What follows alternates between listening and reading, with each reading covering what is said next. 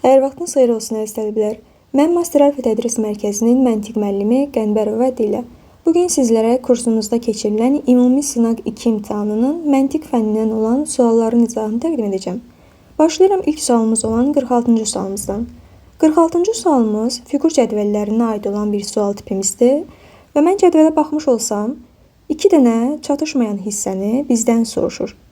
Yəni biz bu hissələrə nələri yazmalıyıq? Baxmış olsam suala, əsasən fiqur cədvəllərində birinci şəkillə ikinci şəkli cəmləyirik və cavabında üçüncü şəkli biz almış oluruq. İndi mən diqqət yetirmiş olsam, görərəm ki, baxın sətr üzrə birinci şəkillə ikinci şəkli cəmləmişik, yəni üst-üstə qoyduqda üçüncü şəkli biz almış oluruq. Üzərinə alıb çəkmiş olsam, məsələn, ikinci şəkli, deyək ki, gəlib çəkək birinci şəklin üzərinə. Gəlib çəkmiş olsam, təxminən belə bir fiqur alınmalıdır. Aha, baxın, artıq mən birincinin üzərini çəkdim və üçüncü şəkli almış oldum. Həmçinin ikinci sətirdə də, yəni 1 ilə 2-ni cəmləməliyəm və nəticəsində üçüncü şəkli almalıyam. Baxın, yenə də ikincini məsələn gətirib birincinin üzərini çəkmiş olsam, baxaq görək nə alırıq. Belə bir şəkil olmalıdır. Aha. Baxın, belə bir şəkil alınacaq üçüncü şəklimizdə. Ona da baxmış olsam, məsələn, A variantı düzgün deyil. Çünki A variantında belə dayanıb şaquli vəziyyətdə olan şəkil, amma əksinə bizdə hansı formadadır? Baxın, belə olmalıdır. A variantı ona görə getdi. Amma B variantı hələ ki uyğun gəlir. D variantını çıxacam. Bizdə verilən şəkil formasında deyil. Y variantını da həmçinin çıxacam. Çünki, baxın, əksinə formada bu düzülmüş olub. Y variantı da getdi. B variantı, C variantı elə ki uyğun gəlir. Amma B ilə C-nin fərqinə də baxmış olsaq, məsələn, bu isə düzgün deyil. Yəni, həmçinin, baxın, ortadakı, yəni üfüqi vəziyyətdə dayanan şəklimiz, onu göy ilə işarə etmiş olsam, məsələn, bu formadadır. Yəni, 3-ə keçəndə bu dəyişməli deyil. Əgər birincidə biz onu dəyişmədiksə, ikinci sətirdə də biz onu dəyişə bilmərik. Amma burada baxın, bunun vəziyyəti əksinə doğru dəyişib. Yəni, heç bir vəziyyət dəyişmirik, sadəcə birinci şəklin üzərinə ikincini çəkib, üçüncünü alırıq. Yəni, B variantı bizim doğru cavabımız olur. Bir də üçüncü şəkildə də baxmış olsam, mənə ikinci şəkli soruşur ki, birinci ilə ikincini cəmləmişik və nəticəsində üçüncü şəkli almışıq. Yəni, mən üzərinə nə gəlməliyəm ki, birincinin üçüncü şəkil formasında almış olum. Artıq baxaram, bu üfüqi vəziyyətdə olan dairələrimiz var. Baxın, bunlar var. Birincidə göstərilən. Amma şaquli vəziyyətdə olan o şəkillərdən bizdə yoxdur. Onları da göstərmiş olsaq, yəni baxın, burada olmalıdır onlar. Həmçinin bu şəkildən də bizdə olmalıdır. Yəni, o da doğru cavab kimi olur. Baxın, B variantındakı şəkil formasındadır. Yəni, B variantı bizim doğru cavabımız olmuş olur. 47-ci sualımız qeyri-aşkardır. Baxıram, 5, 4, 2. Yəni, 542-dən almışam 112-ni, 317-dən 10 almışam, 628-dən 56-nı və 222-dən də artıq mən tapmalıyam ki, nə alıram? Qeyri-aşkar tiplərdə, yəni qeyri-aşkar formasında olan suallarımızda hamısında eyni qayda ödənməlidir. Yəni, birincini hansı üsulla həll etmişəmsə, digərlərini də eyni qayda ilə həll etməliyəm. Ümumiyyətlə, əgər 3 rəqəmli, 4 rəqəmli ədədlərdirsə, bunlara biz bütöv bir ədəd kimi yox, yəni 542 kimi yox, 5, 4, 2 formasında baxa bilərik. Yəni, rəqəmlərlə işləmə olur daha çox, ədədlər böyük olduqda. Burada da necədir? 5 ilə 2-ni cəmləyib, yəni birinci rəqəmimizlə sonuncu rəqəmimizi cəmləyirik, olur 7. Və 7-ni ortadakı ədədin kvadratına vurur, 4-ün kvadratına vurur, yəni 16-ya, olub 112. Gətirib ikincidə də yoxlamış olsam, 3 ilə 7-ni cəmləyərəm, yəni birinci rəqəmimizlə axırıncı rəqəmimizi cəmləyərik və bunu vurarıq ortadakı ədədin kvadratına, yəni 1-in kvadratına. Bu da olar 10. Üçüncüdə də həmçinin 6 ilə 8-in cəmi 14-dür və 14-ü vurub ortadakı ədədin kvadratına, yəni 2-nin kvadratına. 4-ə vursam, olar 56. Üçündə də ödənirsə, artıq başa düşürəm ki, 4-cünü də mən həmin üsulla həll edə bilərəm. Birinci və axırıncı rəqəmi cəmləyirəm, olur 4. Və vururam ortadakı ədədin kvadratına, yəni 2-nin kvadratına. 4 vurulsun 4, o da olacaq 16. Yəni D variantı bizim doğru cavabımız olur. 48-ci sualda hərflərinin sırası pozulmuş bir sözdən 4 arasında məntiqi əlaqə vardır. Fərqli sözü göstərin. Anaqramdır.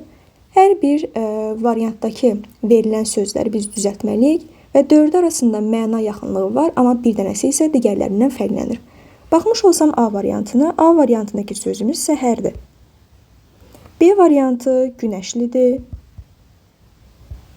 C variantı istidir. D variantı yağışlı.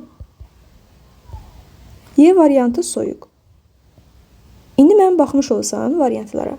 Günəşli, isti, yağışlı, soyuq havanın necə olduğunu göstərir. Səhər isə zaman kəsi idi. Yəni günün səhər, axşam, günorta, yəni zaman kəsi idi. Ona görə A variantı digərlərindən fərqlənmiş olur. 49-cu sual. Deməli, xəyali kəsiyidir. Bizə bir kvadrat formasında olan vərəq verib və vərəqi qatlayıb. Qatladıqdan sonra isə bunun üzərində müəyyən kəsiklər əmələ gətirib. Və bizdən soruşur ki, bu vərəqi indi əvvəlki vəziyyətini qaytardıqda, yəni yenidən açdıqda hansı formaya düşmüş olar? Yəni bu kəsiklər hansı formaya düşmüş olar? Burada da biz əsasən güzgə əkslərinə diqqət yetirməliyik. Yəni mən bunu necə qatlamışamsa, qatladığım istiqamətdə əksinə doğru açmalıyam. Yəni mən bunu belə deyim, birinci növbədə yuxarıya doğru qatladıq. Ondan sonra isə yuxarı künclərini aşağı doğru qatlamışıq. Yəni bura doğru qatlayıblar. Qatladıqdan sonra yenə də baxın, ikinci formada şəkil aldıq. Və sonrasında yenə mən sol tərəfi sağın üzərinə qatlamışam. Və nəticədə üçüncü şəkli almışıq. Onları da hardan bilirəm? Qırıq-qırıq xətlərlə göstərilən hissələr bizim boşluqlarımızdır. Yəni ki, o hissədə artıq vərəq yoxdur. O hissədəki vərəq qatlanmış olub. Ondan sonra xəyali kəsiklər yaradılıb burada. İndi bu kəsikləri baxmış olacağıq ki, vərəq açılandan sonra o kəsiklər hansı formaya düşüblər. İndi mən bunu necə qatlamışamsa, həmin istiqamətdə əksinə açsam, açmış olsam necə düşər?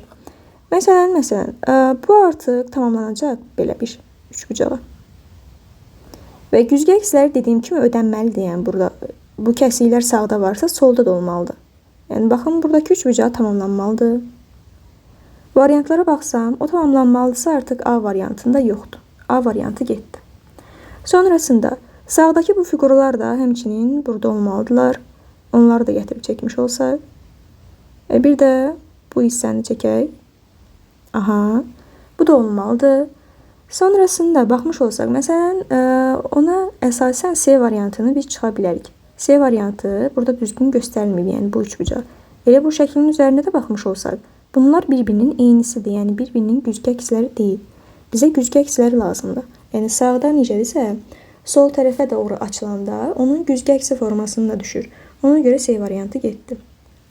Sonrasında baxmış olsam, bu düz bucaqlı formasında olan kağız aşağı doğru açılmalı. Çünki bunu mən qatlamışdımsa yuxarı. İndi yuxarıdan aşağıya doğru da bunu mən açmalıyam. Açmalıyamsa aşağıda da bu yuxarıdakılardan olmalıdır. Yəni baxın, bu üçbucaqdan aşağıda da olmalıdır və burada bir romb əmələ gəlir. Romb əmələ gəlirsə artıq Y variantı düzgün deyil, Y variantı çıxdı getdi. Aha. Qaldı bizim B variantımız, bir də D variantımız. B ilə D-nin fərqinə baxmış olsam, baxın, bu hissələrə baxaram. Yəni, bu üçbucaqlar fərqlidir. İndi o üçbucağın vəziyyətinə baxsam, baxın, buradakı üçbucaq formasında olan vərəqdir də, düzdür. Bunu da mən yuxarı doğru açmalıyam. Yuxarı doğru açacamsa, gəlib belə düşür. Və bu, belə deyim, üçbucağımız hansı formada gəlib düşməlidir? Bu hissəmiz belədirsə, indi yuxarı doğru açılanda, baxın, gəlib belə düşəcək. Yəni, güzgə əksi yenə də ödənməlidir. Ona görə də bizim doğru cavabımız olmuş olacaq nə? D variantı. Baxın belə. Amma B variantına baxmış olsaq, bu bunun güzgə əksi deyil. Baxın, bu bunun güzgə əksi ola bilməz. Belə olmalıydı o şəkil. Yəni, D variantındakı kimi. Aha, növbəti keçirəm 50-ci sualımıza. Deyir ki, Kakuroda sütun və ya sətir üzrə arıcıl ağ rəngli xanalardan əmələ gələn bloklarda yazılmalı ədədlərin cəmi həmin blokdan əvvəlki üçbucağın, yəni blokun solunda və ya yuxarısında ona birləşən, yəni onun üzərində qeyd olunub. Blokdakı deyir ədədlər bir rəqəmlidirlər.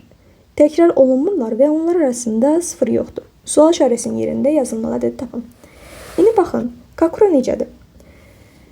Kakurada yuxarıda yazılan ədədlər, məsələn 20-18 yazılıb. 20, yəni bu 3 dənə xananın cəmindən alınıb. Sütun üzrə. 18 də həmçinin bu xanadakı ədədlərin cəmindən alınıb. Yəni sən buraya elə bir ədədlər yazmalısan ki, onlar bir rəqəmli olmalıdır və təkrarlanmalı da deyirlər. Həmçinin sıfırdan da istifadə edə bilmərsən. Yəni sütun və sətr üzrə ədədlərdə təkrarlanmalı olmamalıdır. Həmçinin burada da 20 yazmışıqsa sol tərəfdə, yəni bunların da cəmi bizə 20-ni verməlidir. Bunun da cəmi 17-ni, bunların cəmi bizə 7-ni verməlidir. Burada yazdığımız ədədlərin. İndi başlayıram nədən? Əvvəlcə bu x tapırıq. Baxın, bunların cəmi, yəni sütun üzrə bu ədədlərin cəmi, kənardakı ədədlərin cəmi. Bax, bu üçünün cəminə bərabər olur. İndi mən bunları cəmləsəm, 20, 17, üstəgəl 7 olur 44. Yəni bu sütunun cəmi 44-dürsə, yəni buranın da cəmi bizə 44-ü verməlidir. İndi baxsam, 20 üstəgəl 18, 38-dir. 38-in üzərinə 6 gələrək 44. Yəni baxın, x-i tapdıq ki, 6-dır. Biz də bilirik ki, 7-ni 3 fərqli ədədin cəmi şəklində necə yaza bilərəm mən? Ancaq 1, 2, 4 şəklində. Yəni başqa cür mümkün deyil. 6-nı da həmçinin sadəcə 1, 2, 3-ün cəmi şəklində yaza bilərəm. Yəni başqa formada mümkün deyil. İndi baxmış olsam necə yazarım? Deyək ki, birinci 6-nı düzək. Yəni 1, 2, 3 formasını yazıramsa, kiçiyin qarşısını yazım. Hələ ki, böyüyün qarşısını yazım. Əgər təkrarlama baş verərsə, bu zaman mən bunların yerini dəyişə bilərəm. İndi baxmış olsaq nəyə? Yazıram burada 1, bura 2, bura isə yazıram nəyi? 3-ü. 7-nin qarşısına baxıram. Bura 2, bura 4-ü yazarım. Aha. Sonra 18-ə baxmış olsam, bu oldu üstünü. Yəni 2-ni yazmışam, artıq burada nə çatışmır? 16 çatışmır ki, cəm 18 olsun. 16-nı mən necə yaza bilərəm? 2 dənə fərqli ədədin cəmi şəklində. Ancaq 9-dan 7 formasında yazarım. İndi 9, 7-ni yazsam, görüm nə baş verir. Bura 9 yazıram, bura 7 yazıram. 9, 3-ün cəmi 12-dir. Bura gərək mən 8 yazım ki, 20 olsun. Amma indi bir dənə buna baxsaq, 7 üzrə 2, 9-dur. Gərək burada mən 8 yazım ki, bizə neyi vermiş olsun? 17-ni vermiş olsun. Amma baxsam, görürəm ki, bu üstündə artıq təkrarlama baş verir. Yəni demək ki, bu düzülüş düzgün deyil. Ona görə də mən burada yerlərini dəyişməliyəm.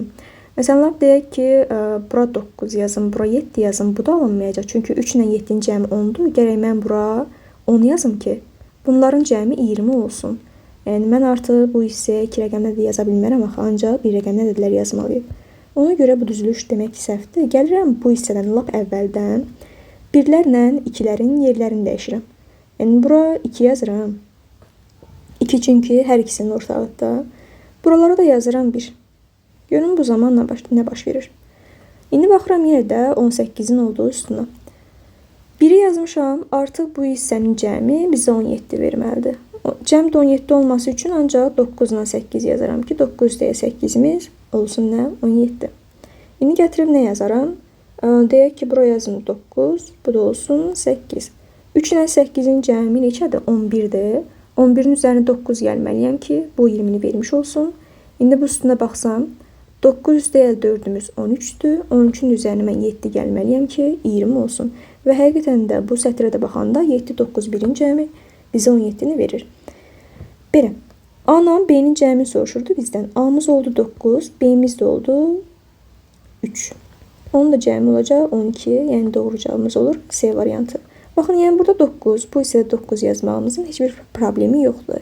Yəni sadəcə sətirdə və üstündə təkrar olunmasın. Xanada təkrarlanma baş verə bilər. Amma olduğu sətirdə və olduğu üstündə eyni rəqəmlər olmalı deyillər, təkrarlanmalı deyillər. Sonrasında gəl baxıram 51-ci sualımıza. 51-ci sualımız analogiyadır. İndi baxıram sözlər cütünə. Sözlər cütünə baxıb, yəni artıq mən digərini də tapmalıyam. Yəni Avesta sual işarəsini tapmalıyam və bir də arıcılığa da mütləq şəkildə diqqət yetirməliyik. İndi İslamla din arasında əlaqəyə baxsam, İslam dinin bir növüdür. Aha. Avesta nədir? Kitabdır. Yəni kitabın bir növüdür. Yəni dini kitabdır. O da olacaq doğru cavab kimi E variantı. İslam dinin növüdür. Yəni dinlərdən biri İslamdır, kitablardan biri də Avestadır. Ona görə doğru cavabımız olacaq E variantı. 52-ci suala baxıram. Aşağıda bir fiqurun, yəni baxın birinci fiqur, aha, İlkin versiyası belədir və sonrasında deformasiyaya uğrayıb gəlib ikinci şəkil formasına düşüb. Yəni bu sadəcə formasını itirib, bağlantılar itmir. Yəni necə? Y burada M-ə birləşibsə, həmçinin burada da Y M-ə birləşməlidir. Yəni ikinci şəkildə də Y M-ə birləşəcək. Məsələn, deyək ki, F M-ə birləşib, J-yə birləşib, K-ya birləşibsə, həmçinin ikinci şəkildə də J M-ə, F daha doğrusu M-ə, J-yə, K-ya birləşməlidir. Yəni bağlantılar itmir, sadəcə şəkil formasını dəyişib. Bunu da biz necə tapırıq? Baxırıq neçəsinə birləşiblər, yəni bu bağlantıları sayırıq. Məsələn, Y birləşib birinə. Neçə dənə xətt çıxıb buradan? Bir dənə. M birləşib neçə dənəsinə? 1, 2, 3, 4, 5-nə birləşib. Yazırıq bura 5. L birləşib 2 dənəsinə. J birləşib bizdə 4 dənəsinə. K birləşib 3-ünə, F birləşib 3-ünə. Aha, bunları yazdıqdan sonra gəlirik artıq ikinci şəkildə də neçə dənəsinə birləşib, onları yaza bilərik. Birinə birləşib, 1, 2, 3, 4, 5-nə birləşib, ikisinə birləşib, Y birləşib bizdə 3-ünə, X birləşib 4-ünə, bu da birləşib 3-ünə. Yəni bizə lazımdır X-la Y-i tapmaq ki, burada hansı hərflər olmalıdır. Başlanğıc hissəmiz var. Yəni fərqli olan hissə nədir? Y. Yəni başlaya biləcəyimiz hissə Y-dir. Gətirib buraya yazaram Y-ni. Çünki bir dənəsinə bağlanan sadəcə bir dənədir də bizdə Y-dir. Gətirdim oraya Y yazdım. Y-nin getdiyi hərf nədir? M-dir. Gətirdim bura M yazdım. İndi diqqət yetirmiş olsaq, M-in getdiyi 2 dənə üçlü var, bir dənə dördlü var. M-in getdiyi dördlü nədir bizdə? J-dir. Gətirərəm, X-a yazaram nəyi? J-ni.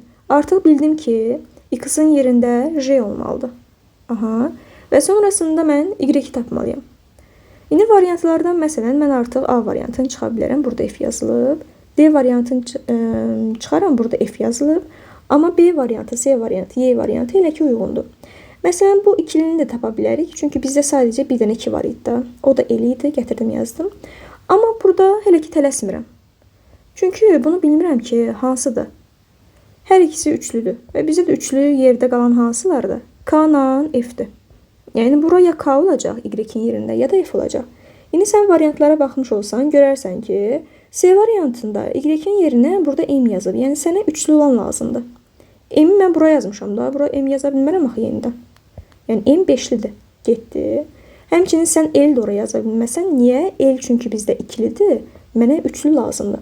Y variantı da getdi. B variantı sənin doğru cavabındır. Yəni F-dir də. F də bizdə üçlü idi.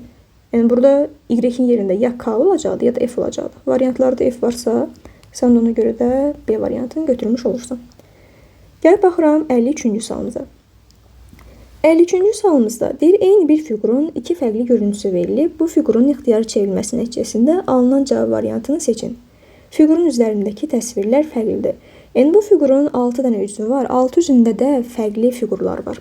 İndi biz baxmalıyıq ki, digər tərəfdən görünüşü hansında düzgün olmuş olar. Yəni, hansı variant bizə verilən fiqurun görüntüsüdür, digər görüntüsüdür. Bunu biz necə edərik? Məsələn, bu fiqurların mən açılış formasını çəkmiş olaram. 6 dənə üzü vardı, düzdür. Birinci fiqurun bir dənə açılış formasını çəkmiş olsaq, necə olar? Məsələn, ön üzdə bizdə plus minus var. Plusla minus. Aşağı hissədə, belə deyim, kub formasında çəkmiş olsam bunu. Bu hissəsi qara olan üçbucaq var, kənarı. Və bunun sol tərəfində də xətlər var. Belə bir xətlər var. Aha. İndi ikinci fiquru gəlib çəkmiş olsam, ikinci fiqurun qarşı hissəsində nömrə işarəsi var. Yuxarısında ağ-qara üz var. Yəni, yuxarı hissəsi qara olan üzümüz var. Sağ tərəfində isə yenə baxın bu xətlər var. Baxın, bu xətlər ortaqdır, ortaq üzlərdir. Eyni bir fiqurdur. Sadəcə müxtəlif tərəflərdən görünüşü verilir. İndi mən bu ikinci hissəni, yəni baxın bu ikinci açılışı gətirib birinciyə qoşa bilərəm. Yəni necə? Bunun sol tərəfində nə var idi? Nömrə işarəsi var idi, düzdür? Yəni baxın bu xətlərin sol tərəfində nömrə işarəsi var idisə, gətirib mən də bura çəkə bilərəm.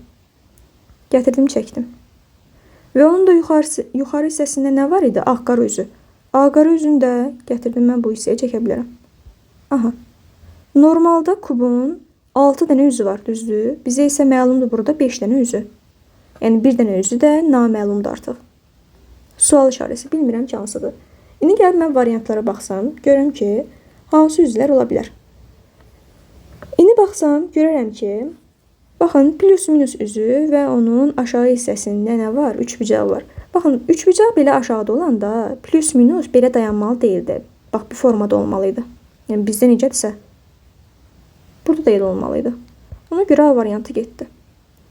Sonrasında baxmış olsam, məsələn, B variantına. B variantında plus minusdur və onun yuxarısında ağ qara üzü var və qara üzü birləşib bu hissə. İndi gəl baxaq. Plus minusun yuxarı hissəsində mən bu ağ qaranı görməliyəm. Görməliyəmsə 90 dərəcə çevrilmə qaydasına əsasən yuxarıdakı üzü gətirib onun yuxarı hissəsinə yaza bilərəm.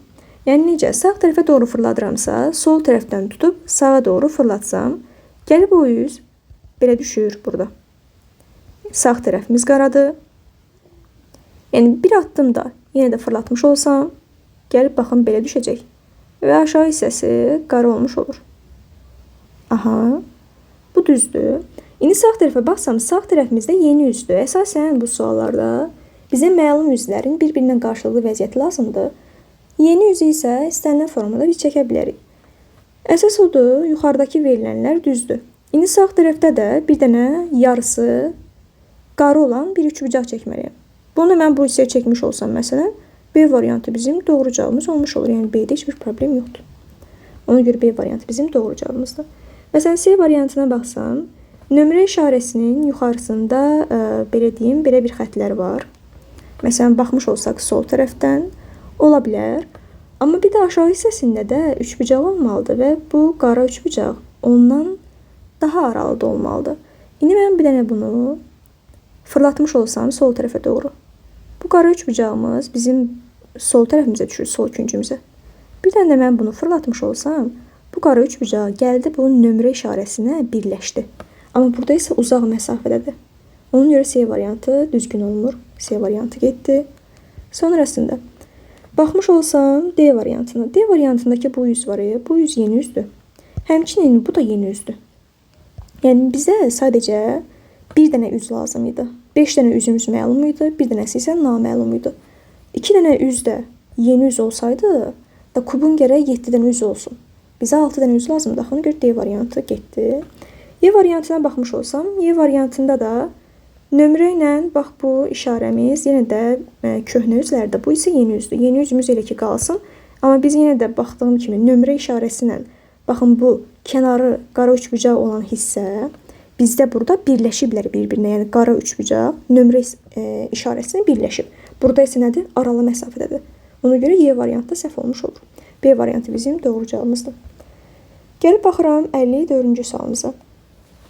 54-cü sualımızda deyir ki, turist olduğu şəhərdəki KLMN muzeylərindən ən az birinə, OPRS saraylarından ən azı birinə gedib. Deyir ki, indi M, O və R-dən hər hansısa birində olubsa, K-da olmayıb. Yəni M-ə, O-ya, R-ə hər hansısa birinə gedibsə, bu adam K-ya getməyəcək. P-də olubsa, S-də olmayıb. P-yə gedibsə, S-ə getməyib. O-da olubsa, mütləq deyir, L-də olub. Amma deyir, O-ya getməyərək L də gedə bilər. Yəni, belə deyim, O L-dən asılıdır. Yəni, O gedibsə, L-i də sən ora mütləq şəkildə yazmalısan. Yəni, O özü tək başına ola bilməz. Amma L O-suz ola bilər. Yəni, L O-dan asılı deyil. Sonra deyir ki, N və R-dən birinə gedibsə, digərinə də gedib. Yəni, N-ə gedibsə, R-ə gedib, R-ə də gedibsə, N-ə gedib. Yəni, bunlar hər ikisi bir yerdə olmalıdır. İndi sən deyir ki, turist əgər K-ya gedibsə, aşağıdakıların hansına getmiş ola bilər? Bu adam əgər K-ya gedibsə, baxın, birincidə yazmışdım ki, M-ə, O-ya, R-ə gedibsə, K-ya getməyəcək. Artıq başa düşürəm ki, K-ya gedibsə, M-ə getməyib, O-ya getməyib, R-ə getməyib. Aha. Və bir də baxmış olsam nəyə? Bir də R-ə getməyib əgər deyirəmsə, R-ə getməyibsə, artıq başa düşürəm ki, N-ə də getməz. Çünki N-ə getdiyi yerdə R-ə də getmiş olur. R-ə getdiyi yerdə N-ə də getmiş olur. Və burada mən R-i əgər çıxıramsa, buradan avtomatik olaraq N-də çıxmış olaram. S-ə gedə bilər. Heç bir problem yoxdur. Doğru cavabımız olur A variantı. 55-ci sualımızda. Fiqurların hissələri verilir və hər hissəni bir hərflə işarə edib və bərabərində kvadrat alıb. İndi baxmış olsam, 2 dənə S var. Yəni 2 dənə eyni olan hissələr olmalıdır. Mən bunlara deyərəm ki, C, C-dir. Yəni yarım kvadratlar C-lərdir. İndi gəlib məsələn A-la B-ni elə ki bilmirəm ki, hansı A-dır, hansı B-dir. Ona görə onları saxlayıram. Gəlib ikinciyə baxmış olsam, 2 dənə C görürəm. Baxın, bunlar elə C-lərdir və 3 dənə B yazıb sizin üçün. Onlar nədir? Kvadratlardır. Yəni kvadratları da B deyə işarə edib. Artıq başa düşürəm ki, kvadratımız B-dir, düzbucaqlımız A-dır. İndi üçüncünü bizdən soruşursa, bizim bir dənə düzbucaqlımız var. Olacaq A. Bir də bu yarım kvadratlar, yəni üçbucaq formasında olanları da C desəm, necə olacaq? A üstə gəl, 4 dənə C. 4C. Bu da olacaq doğru cavab kimi Y variantı. Növbəti, baxıram 56-cı sualımıza. Deyir, fəza fiqurunun açılışına uyğun müstəvi fiquru seçin. Ümumiyyətlə, fəza fiqurunun, yəni kubun açılış forması, belə deyim, 4'ü bir düz xətt üzərində, standart formada desək, 4'ü bir düz xətt üzərində. Digər 2 dənəsi isə bir-birindən ayrı formada olmalıdır. Yəni, yuxarıda və yaxud da aşağıda. Yəni, bu formalarda olmalıdır. İndi mən baxmış olsam, hansı fiquru, yəni hansı variantı sırf bu standart açılış formasına gətirə bilərəm. Yəni 4'ün bir düz xətt üzərində eləyim. Digərini isə əks istiqamətlərdə. Biri yuxarıda, biri isə aşağıda olsun məsələn. İndi baxıram məsələn A variantına. A variantındakı 4'ü bir düz xətt üzərində görürəm, amma bu 2 dənəsi var. Bu 2 dənəsi yanaşıdırlar bir-birinə. Yəni mən bunu necə kəsim yuxarı atım? Bunu edə bilmərəm axı. Bunu məsələn deyək ki, bunlar birləşirlər bir-birinə. Bunlar birləşəndə, bu deyək ki, yanda olsa, bu hissə gəlib bunların üzərinə çıxır. Yəni, bizdə yuxarı tərəfdə heç nə qalmır. Bu qapanmır, yəni kub ümumiyyətlə qapanmır. Ona görə A variantı getdi. Yəni, mən bunu kəsib yuxarı tərəfə ata bilmərəm. Həmçinin B variantı da eyni tipdədir. B variantını da edə bilmərəm. Sonra baxmış olsam C variantına. C variantında 90 dərəcə fırlanma qaydasını bilirik də biz, düzdür. Baxın, biz bu fiquru 90 dərəcə fırlada bilərik. 90 dərəcə fırladı, gətirib buraya sala bilərik. Yəni, artıq bu fiquru bizə lazım deyil, getdi. Həmçinin bu fiquru da 90 dərəcə fırladı, gətirərəm, burada saxlaya bilərəm. Yəni, artıq bu hissə də bizə lazım deyil. Baxın, standart formada 4'ü bir düz xətt üzərində oldu. Biri yuxarıda, biri isə aşağıda olmuş olur. Yəni, C variantı sənin doğru cavabın olmuş olur. Amma məsələn, deyək ki, D variantını gətirməliyəm. 4'ü bir düz xətt üzərində saxlamalıyamsa, sən bu kvadratı gərək 180 dərəcə fırladasan bura. Yəni, 180 dərəcə fırlatma yoxdur, ancaq 90 dərəcə fırlada bilərik biz. D variantı da getdi. Y variantında 4'ü bir düz xətt üzərindədir yenə də. Amma aşağı hissədə 2 dənə kvadratımız var. Elə bil ki, bu divarlardır. Yuxarı hissədə bizim polla padolok olmalıdır da, yəni döşəmə və tavan olmalıdır. Amma burada görürəm ki, 2 dənə aşağıda üz var. 2 dənə aşağıda bizə üz lazım deyil axı. Yuxarıda da bir dənəsi lazımdır. Və sən bunu aşağıdakını yuxarıya doğru kəsib ata bilmirik biz. Ona görə də Y variantı çıxdı getdi. C variantı sənin doğru cavabın olur. Gəlib baxıram digəri 57-ci sualımıza. Fərqli fiqurların daxilində ədədlər görürəm mən. Əgər fərqli fiqurlarımız varsa, bu zaman fiqurların tərəf saylarından biz istifadə edəcəyik. Üçbucağın daxilindədir, yazıram 3. Beşbucağın daxilindədir, yazıram 5. Dördbucağın daxilindədir, 4 yazıram. 1, 2, 3, 4, 5, 6, 7, 8, 9, 10. Aha, bu da tərəflərinin sayı nədir? 10'dur. Gətirdim, yazdım 10. İndi baxmış olsam mən nəyəm? Görürəm, 4'ü 4 ilə 3-dən 13 almışam. 7 ilə 5-dən 36 almışam. Artıq fikirləşirəm ki, necə alıram? Fikirləşirəm ki, 4'ü vurmuşam 3-ə. Yəni, daxildəki də tərəf sayını vurmuşam. Və üzərinə də 1 gəlsəm 13 olar. Yəni, 4 vurulsun 3, üstə gəl 1, bərabərdir 13'ə. Daxildəki də, yəni 7'ni vuraram, kənardakı də, yəni 5'ə. Olar 35 və üzərinə də 1 gəlmiş olsam, olacaq 36. 8'i 4'ə vuraram. 32'dir və üzərinə 1 gəlmiş olsam 33'dür. Yəni daxildəki də kənardakına vurmuşuq və üzərinə 1 gəlmişik.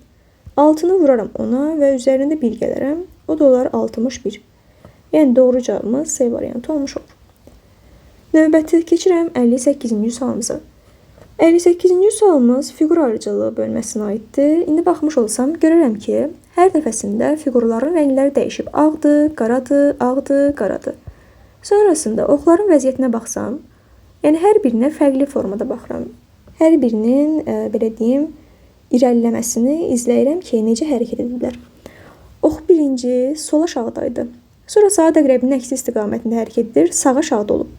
Sonra sağ yuxarıda və növbəti olub bizdə sol yuxarıda. Aha.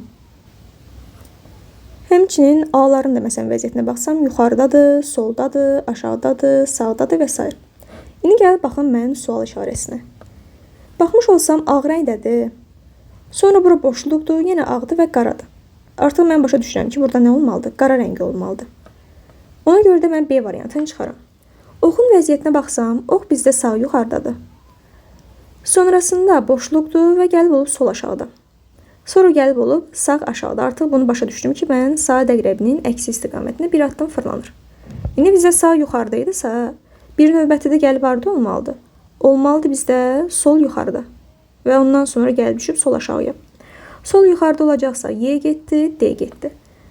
Növbəti gəlib baxmış olsam A-nın vəziyyətinə. A bizdə aşağıdaydı. Gəlib olmalıdır indi sağ tərəfdə saat əqrəbinin yenə əksi istiqamətində fırlanır. Gəlib olmalıdır sağ tərəfdə bir növbəti yuxarıdadır və bir növbəti yenə gəlib olub harda? Solda. Yuxarıda bizdə indi sağ tərəfdə A olmalıdırsa, A-da da C variantında artıq o yoxdur. Getdi. Ona görə də sənin bir dənə doğru cavabı nə olur? A variantı olmuş olur. B-yə bir dənə fikir vermiş olsaq, B sol tərəfimizdədir. B gəlib olmalıdır bir növbətidə harda? Yuxarıda. Yəni bu B isə saat əqrəbinin istiqamətində hərəkət edir. Yuxarıda, sonra gəlib olub sağ tərəfdə və bir növbətidə gəlib olub ən aşağıda. Bir. Növbəti baxıram 59-cu sualımıza. 59-cu sual deyir ki, Nərmin, Rəna, Nilüfər və Aysil müxtəlif çalğı alətlərində, pianoda, kamançada, skripkada, arfada ifa edə bilirlər.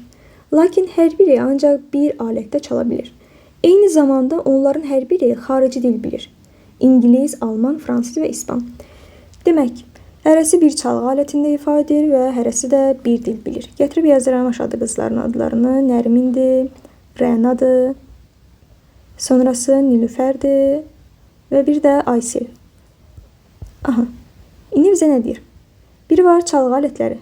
Bir tərəfdən çalğı alətləridir. Bir tərəfdə də bildiyi dillərdir. Hansı xarici dili bilirlərsə, onları gətirib biz yazmalıyıq. İndi bizə deyir ki, skripkada çala bilən qız İspan dilini bilir. Yəni skripkada kim çala bilirsə, skripkada. Aha, bu adam İngilis dilini bilir. İspan dilini, daha doğrusu İspan dilini bilir. Aha. Rəna deyir, arfada və pianoda çala bilmir və İngilis dilində bilmir. Nərmin də həmçinin arfada və pianoda çalmır və İngilis dilində yenə bilmir. Nilüfər Fransız dilini bilir. Nilüfər Fransız dilini bilir. Aha, lakin arfada çala bilmir. Baxın, arfada çalmayanlar Nilüfərdir. Yəni Nilüfər də arfada çala bilmir. Həmçinin Nərmin də arfada çala bilmir. Rəna da arfada çala bilmir. Artıq arfa kimin payına qalır bizdə? Rənadan, Nərmindən, Nilüfərdən, yəni bunu çıxıramsa, demək ki, Aysil arfada ifa edəcək. Bizdən kimi soruşurdu? Aysil soruşurdu ki, Aysil hansı alətdə ifa edir və hansı xarici dil bilir? Aysilin hansı alətdə ifa etdiyini mən tapdım ki, arfadır. Artıq variantlardan sən D-ni, C-ni, Y variantını çıxarsan. Yerdə qaldı hansı dili bildiyi? İngilis dili var, İspan dili var. Yəni dillər haqqında tam da geniş məlumat verməyib. Amma sən bilirsən ki, B variantına bir dənə baxın. İspan dili yazıb bura. Aysil İspan dilində, yəni İspan dilini bilə bilməz. Çünki skripka ifa edən İspan dilini bilir. Aysil arfada ifa edirsə, bura mən gətirib İspan yaza bilmərəm axı. Ona görə sən B variantını çıxırsan, A variantı bizim doğru cavabımız olur. Yəni Aysil arfada ifa edir və İngilis dilini bilir. Gəlib baxıram mən növbəti sualımız 60-cı suala. 60-cı sualımız deməli şifrələrdir və bizə deyir qanun uyğunluğu müəyyən edin və sual əvəzinə düzgün variantı seçin. 3 dənə söz verilir və onun qarşısında da onların şifrələridir. Və bizdən soruşur ki, kəpənək sözünün kodu nədir? İndi mən baxmış olsam, qarşılarında uyğun yerlərdədir. Yəni L hərfinin kodu 1-dədir, Ə-nin kodu 2-dədir, Ç-nin kodu 5-dədir, Ə-nin kodu yəni 2-dir, K-nın kodu nədir? 3-dür. Yəni uyğun hissələrdə verilmiş olur. İndi mən baxmış olsam, kəpənək sözünün kodunu axtarmalıyam. Kəpənək sözünün başlanğıcı da K-dan başlayır, sonu da K-dan bitir. Artıq bilirəm ki, hərflər eyni hərflərdirsə, yəni başlanğıcı da sonuncu eyni hərflərdirsə, indi bizə də başlanğıc və sonunda da eyni rəqəmlər olmalıdır. Eyni rəqəmlər olmalıdırsa, artıq sən bəri başdan 6 ilə 7-ni çıxırsan, C variantını bu getdi. K-mız 3 idi, düzdür? Deməli, K-larımız 3-dür. Gətirib yazdıq bunları. 3, 3. Əylərə baxsam, əylərin kodları nədir bəs? Əylərin kodları, baxaq, 2-dir. Əylərimiz də gətirərik, 2-ləri yazarıq. Variantlardan mən nələri çıxa bilərəm? Məsələn, buna əsasən, D variantını biz çıxa bilərik. Səbəb nədir? Çünki gəlib burada bizə 2 yazıb. Yəni, N hərfinə də 2 yazıb. Yəni, burada 3 dənə 2 var yanaşı. Bizdə amma 3 dənə 2 yox, 3 dənə eyni hərf yoxdur. Axı, mən necə bura gətirib 3-ünə də eyni rəqəm yaza bilərəm. Görürəm ki, onlar fərqli hərflərdir. Ona görə D variantını çıxaram. Sonrasında baxmış olsam nəyə? P hərfi ilə N hərfinin artıq bizdə kodları yoxdur. P hərfi ilə N hərfi yuxarıda olmayan hərflərdir. Artıq başa düşürəm ki, yuxarıda olmayan hərflərdirsə, mən də demək ki, yuxarıda olmayan rəqəmlər yazmalıyam. Çünki bilirəm axı, fərqli hərflər fərqli kodlar alır. Eyni hərflər də eyni kodları almış olur. İndi mən baxmış olsam, 3-cü və 5-ci də düzdür. 3-cü yerdə və 5-ci yerdə də yanan 6 0-dır, 6-dır, 3-dür, 4-dür, burada isə 0-dır. İndi məsələn B variantına baxmış olsaq, B-dəki kimi mən gətirib N hərfinə 3 yaza bilmərəm. Çünki 3 bizdə K-nın koduydu. Baxın, bura mən K-ya yazmışam 3-ü. Ona görə B variantını çıxdım ki, olmaz. Ondan sonra baxmış olsam nəyə? Baxın, məsələn, Y variantında 4 yazıb. Yəni, P hərfinə 4 yazıb. Sən də P hərfinə 4 yaza bilməzsən. Səbəb nədir? Çünki 4 burada istifadə olunub. Yəni, T hərfində istifadə olunub. Yəni, sən T-ya 4 demisənsə, artıq gəlib P-yə də 4 deyə bilmərsən. Ona görə Y variantı çıxdı. Doğru cavabımız qalır bir dənə A variantı. Sonra baxırıq 61-ci sualımıza. Deyir ki, Arşın malçı ölçü aparmaqdan ötürü ustaya 50 santimetrlik taxta xətkeş sifariş verir. Usta isə yanlışlıqla 50 santimetr əvəzinə 40 santimetr uzunluğunda xətkeş hazırlayır. Arşın malçı deyir, eni 2 metr, uzunluğu 8 metr uzunluğunda olan parçanı həmin xətkeşlə ölçərək hər kvadrat metrinə görə 5 manat pul alır. Arşın malçı müştərilərdən neçə manat çox pul aldı? Deməli, arşın malçı gedir, xətkeş sifariş verir 50 santimetrlik. Amma ustada səhvən buna 40 santimetrlik belə deyim, xətkeş hazırlayır. Və arşın malçı da ümumi parçanın uzunluğunu bilmir. Sadəcə bu xətkeşlə ölçür və satır. Və hər kvadrat metrinə görə də 5 manat pul alır. Normalda məsələn, mən bilirəm ki, bu parçanın eni 2 metrdir, uzunluğu da 8 metrdir. Yəni, ümumilikdə belədir. 2 metr uzunluğudur, eni daha doğrusu 8 metrdə nədir? Uzunluğudur. Yəni, ümumilikdə bu parça nə qədər məsafədədir? Yəni, neçə kvadrat metrdir desəm, 8 vurulsun 2, 16 kvadrat metrlik bir parçadır. Və bunu 5 manatdan satıramsa, 16-nı biz 5-ə vuracağıq. Baxın, görüm, yəni bir dənə parçadan ümumi nə qədər mən gəlir əldə edirəm. 16-nı 5-ə vursam, olacaq 80 manat. Yəni, normalda mən bundan 80 manat götürürəm. İndi görüm, səhv ölçü ilə nə qədər pul götürəcəm. İndi yenə də bu arşın malçı, yəni topda olan parçanın uzunluğunu bilmir. Amma bu 2 metrdirsə, bunu santimetrə çevirsəm 200 santimetr olur. 8 metr də uzunluğudursa, o da olacaq 800 santimetr. İndi bunu 40 santimetrlik uzunluğunda olan xətkeşlə ölçür. Amma bu nəzərində elə bilir ki, 50 santimetrlikdir. 40 santimetr uzunluğu xətkeşdirsə, bunu eninə qoyduqda nə qədər qoyur? Yəni 200 santimetrlik bir parçadır. 40 santimetr uzunluğunda xətkeşi bunu neçə dəfə qoymalıdır? 5 dəfə. 5 dəfə qoyur. Bu da elə bilir ki, 50 santimetrliklə ölçüb də. 50 dəfə 5 nə qədər olur? 250. Yəni, bu fikirləşir ki, bunun eni 250 imiş. Yəni, bu belə fikirləşir dərzi. İndi 800 santimetrlik uzunluğunda bir parçadır. Yəni, uzunluğu 800 santimetrdir. Normalda 40 santimetrlə ölçəndə buna nə qədər qoymalıdır? 20 dəfə qoyurdu bu xətkeşi, düzdür. Amma bu da fikirləşir ki, əlindəki 50 santimetr uzunluğunda bir xətkeşdir. Fikirləşir ki, 20 dəfə qoydumsa, 20 vurulsun 50 də olacaq nə qədər? 1000. Yəni, bu belə fikirləşir ki, bunun da uzunluğu 1000-dir. İndi bunun kvadrat metrini hesablayanda belə hesablayır. 250 santimetrdirsə, bu da 1000 santimetrdirsə, indi metrə çevirin bunu, metrlə hesablayaq. 250 santimetrimiz olacaq 2,5 metr. 2,5 metr. 1000 santimetrimiz də 100-ə böləndə olacaq 10 metr. Yəni 2,5-i 10-a vursam 25. Yəni bu artıq elə başa düşür ki, bunun parçası 25 kvadrat metrlik bir parçadır və bunu da satıcıya satanda, alıcıya daha doğrusu satanda 5 manatdan satır 1 kvadrat metrini. Nə qədər pul olacaq bundan? 25-i vuracaq 5-ə. Bu olacaq 125. Yəni normalda 80 manat pul almalıydı bu alıcıdan. Amma gəldi aldı 125 manat. Nə qədər çox pul aldı? 125-dən 80 çıxaram. Bu da olar 45 manat.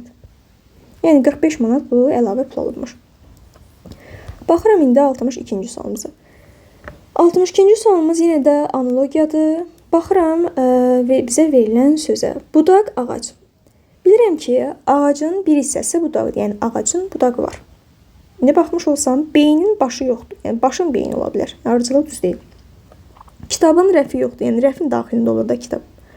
Gözün sərçəsi yoxdur. Amma bədənin qolu var. Yəni bədənin bir hissəsi də qol, düzdür. D variantı bizim doğru cavabımızdır. Əlin ayağı yoxdur. Yəni ki, əllə ayaq bədən üzvləridir. Baxıram 63-cü sualımıza. Deyir ki, eyni yol üstündə yerləşən K, L, M, N, P qəsəbələri arasındakı yolların uzunluqlarını kilometrlə göstərən bir cədvəl hazırlanmışdır. Yəni cədvəldə burada göstərir ki, K ilə M arasında 400 kilometr məsafə var, N ilə K arasında 600 kilometr məsafə var və s. İndi qəsəbələrin yol üstündəki sıraları K, P, M, N, L şəklindədir. Yəni birinci K-dır, sonra P, sonra M, sonra N, sonra L gəlir. Deyir, K və L qəsəbələri arasındakı yolun uzunluğunu tapın. İndi mən baxmış olsam nəyə? Baxın, K ilə M arasında bizdə nə qədər məsafə var? 400-dür, düzdür. K-dır. Sonrasında mən M-i yazsam, indi arada P-də var. P-ni də sonradan yazacağım. Burada M var. Və bunlar arasındakı məsafə nə qədərdir? 400-dür. Aha. Sonrasında baxmış olsam mən nəyə? K ilə N arasındakı məsafə nə qədərdir? 600-dür. K ilə N arasındakı məsafə 600-dürsə və baxın K-dır, P-dir, M-dir, N-dir və L formasında gəlməlidir, düzdür.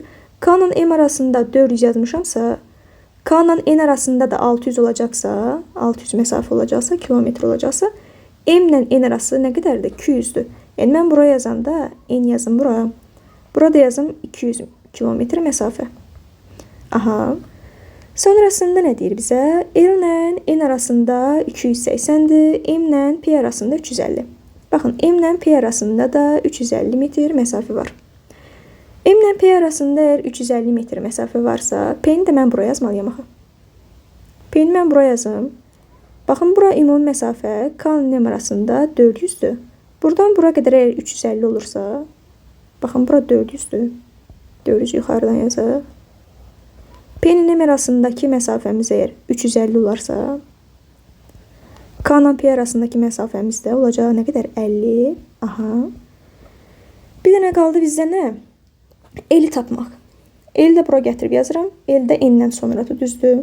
L-i də necə yaza bilərəm? Baxın, L ilə N arasındakı məsafəmiz də 280-dir. 280 də bu hissəyə mən gətirib yazmış oldum. Aha. İndi baxıram, bizdən nəyi soruşurdu? K ilə L arasındakı, L qəsəbələri arasındakı yolun uzunluğunu tapın. Yəni başlanğıcdan sona qədər bu məsafəni biz hesablamalıyıq. İndi baxıram, 50, 350, 400-dür. 400-ün üzərinə 200-ü gəlsəm. 650-dir. 650-nin də üzərinə gəlmiş olsam mən nəyim? 400, 400-ün üzərinə 200 gəlsəm 600-dir. 600-ün üzərində 280-i gəlmiş olsam, o da olur 880. Yəni D variantı. Gəlib baxıram 64-cü sualımıza. Deyir, rənglənmiş fiqurun sahəsini tapın. Kvadrat şəkilli xananın sahəsi bir sahə vahidinə bərabərdir. Yəni, baxın, bunların hər birinin eni və uzunluğu 1-dir. Hər birinin uzunluğu 1-dir və bizdən soruşur rənglənmiş hissənin sahəsini. Rənglənmiş hissənin sahəsini soruşursa bizdən. Baxın, bu tam kvadratın sahəsi elə bizdə olacaq 1.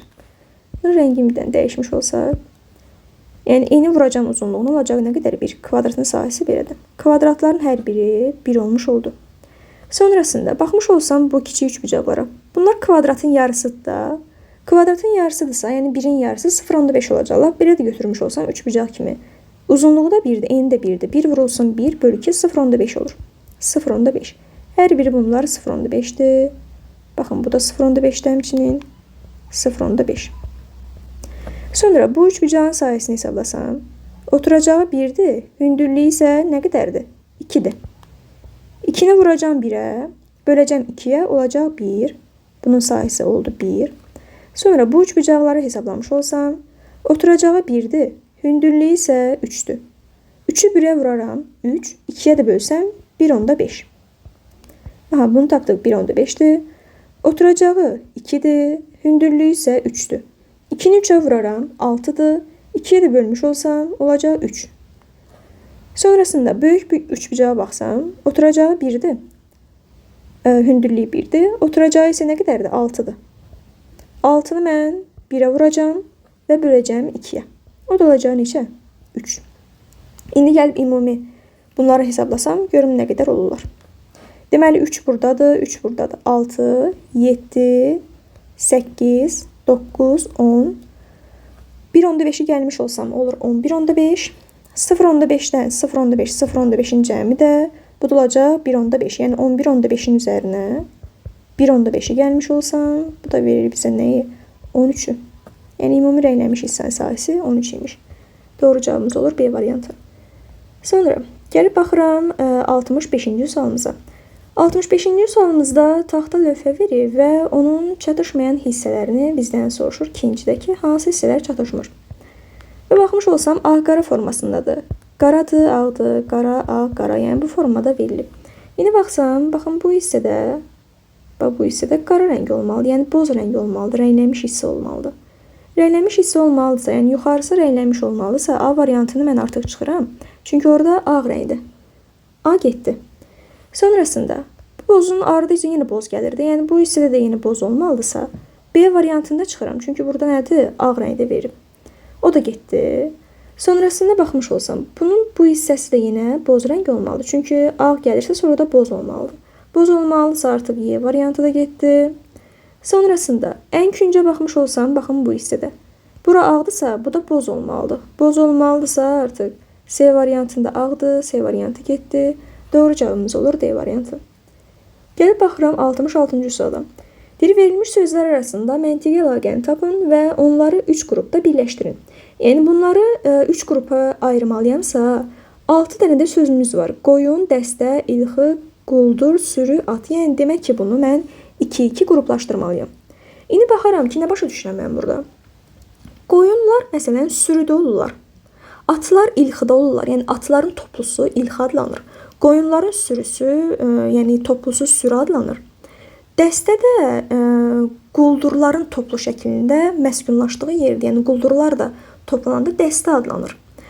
Baxmış olsam indi variantlara. Qoyun ilxidə olmur, getdi. Qoyun dəstədə olmur, getdi. Qoyun sürüdə olur, düzdür, amma quldur ilxidə olmur, bu səhvdir, C getdi.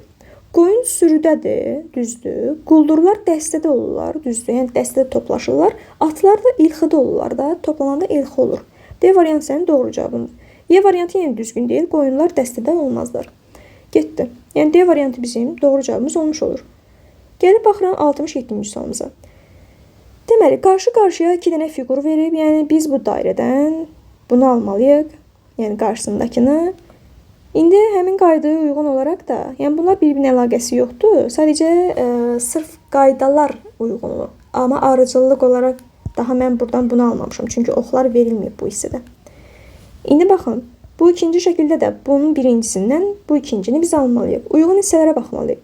82-dir, gəlib olub 28. 23-dür, gəlib olub 32. 46-dır, gəlib olub 64. 54-dür, gəlib olub 45. Artıq başa düşürəm ki, bunlar nədir? Bu ədədlər bir-birinin tərsi olan ədədlərdir. 82-nin tərsi nədir? 28. 23-ün tərsi nədir? 32. 46-nın tərsi nədir? 64. 54-ün tərsi 45. İndi mən də burada ədədləri tərsinə yazmalıyam. 49-dur, 49-un tərsi nə olmalıdır? 94. Gətirib yazdım 94. Artıq A variantı, C variantı getdi. 36-nın tərsi 63-dür. Gətirib yazdım.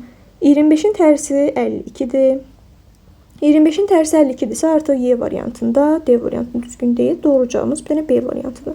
İndi buna da baxmış olsam 81-dir və 81-in tərsi də 18 yazılmalıydı. Sonrasında gəlib baxıram 68-ci sualımıza. Baxıram, deyir ki, sözlər arasındakı məntiqi əlaqəyə uyğun olan variantı seçin. Hərf, söz, cümlə, mətin. Hərflər sözlərin tərkibindədir, yəni sözlərin daxilindədir. Sözlər cümlənin daxilindədir, yəni sözlər birləşib cümlə əmələ gətirir. Cümlələr də nədir? Mətnin daxilindədir. Yəni belə deyim, xüsusidən ümumiyə doğru bunlar düzülüblər. İndi mən də baxmış olsam A variantına. İnsan ailənin tərkibindədir. Ailə birlikdə tayfa olur. Tayfa da birləşib dövlətdir də, düzdür? Yəni ki, tayfa da dövlətin daxilində olur. Yəni A variantında bir problem yoxdur. Əskər bölüyün tərkibində ola bilər, amma bölük insan deyil də, yəni insan tərkibində deyil. İnsan bölük olsaydı haradasa düzgün ola bilərdi. B getdi. Taxta kağızın daxilində deyil, yəni taxtalar birləşib kağız əmələ gətirmiş. C variantı getdi. Neft yanacaq, neft yanacaqdır. Yəni ki, yanacağın tərkibində deyil. Yəni ümumiyyətlə benzin, kerosindir, neftdir. Bunlar hamısı yanacağın növüdür. Ona görə D variantı getdi. Təbib də, loğman da, bunlar da elə hamısı belə deyim, həkimdirlər, belə deyim, sağlıqçıdırlar. Ona görə Y variantı getdi. Amma A variantı bizim doğru cavabımız olmuş olur. Yəni bunlar bir-birinin tərkibində olurlar. A variantı doğru cavabımızdır. Gəlib baxıram növbəti 69-cu sualımıza. 69-cu sualımız fiqur arıcılığı bölməsinə aid olan sualımızdır. Baxmış olsam fiqurların rənglənmiş hissələrinə. Baxsam 2 dənəsi rənglidir. Sonra 3 dənəsi rənglidir. 1, 2, 3, 4 hissəsi rənglidir. Bir də 1, 2, 3, 4, 5-ci hissəsi rənglidir. Növbəti bizdə 6 hissəsi rəngli olan doğru olmalıdırsa, Y variantını, D variantını və həmçinin 1, 2, 3, 4, 5, 6 digərlərə uyğun gəlirmi? A variantını mən çıxa bilərəm. 1, 2, 3, 4, 5-i çıxarım. Amma B variantı, C variantı elə ki uyğun gəlir. İndi mən bunların istiqamətlərinə baxmalıyam. Baxın, bu düz xətlər var. Bir dəfə üfüqi vəziyyətdə idi. Baxın, belə üfüqi yanaşı idi. Sonra gəldi şaquli vəziyyətdə. Bu üçü düz xət olan. Sonra yenə üfüqi vəziyyətdədir. Sonra şaquli vəziyyət olub. İndi yenə də bizdə üfüqi vəziyyətdə olmalıdırlar. Üfüqi vəziyyətdə olmalıdırlarsa əgər, o da olacaq doğru cavab kimi B variantı. Növbəti, baxıram 70-ci sualımıza. 70-ci sualımıza baxmış olsam, yenə də baxın, fiqur cədvəllərinə aid olan sualımızdır. Birinci ilə ikincini cəmləyirəm və nəticəsində 3 alıram. Yəni 1 ilə 2-ni üst-üstə qoyuram. Ola bilər ki, oxşarlar silinir, fərqlilər üçüncüyə yazır. Ola bilər ki, fərqlilər silinir, oxşarları gətirib üçüncüyə yazır. Yəni fiqur cədvəllərində əsasən bu qayda tətbiq olunur. İndi mən baxmış olsam 1 ilə 2-yə. Məsələn, 2-ni 1-in üzərində gətirib çəksəm, bu xəttdir. Gətirib çəkirəm, bu xətti çəkdim və bu da baxın ortaqdır. İndi gəlib baxıram, üçüncüdə o xəttimiz yoxdur. Yəni bu ortaqdır deyə gətirib artıq bura yazmayıb. Artıq başa düşürəm ki, oxşarlar nələrdirsə, ortaqlar nələrdirsə, onları silib, fərqli olanları isə gətirib yazır. Sonrasında gəlib həmçinin ikinci sətrə də baxsam, ikisinin də ortağı, baxın bu xəttdir. Yəni bu xətti silir, digərlərini isə gətirib yazır. Məsələn, bunları silsək, digərlərini yazsaq, məsələn, bu xətt var. Bu xətti gətirdim, yazdım. Bu xəttimiz də var, onu da gətirib yazırıq. Bu düz xətti, onu da yazdıq. Və sonrasında sola diaqonalımızdır, bunu da gətirib yazdım. İndi gəlib baxıram 3-cü sətrə. 3-cü sətrdə baxsam, ortaqlar hansılarda onları silim. Bu ortadakı xətt ortaqlardır. Ortadakı xətt ortaqlardır, getdi. Həmçinin, baxın, bunlar da ortaqlardır. Bu da silindi.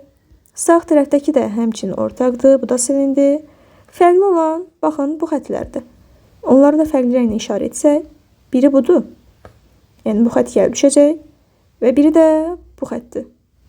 Aha, yəni X formasında bir xət olmalıdır.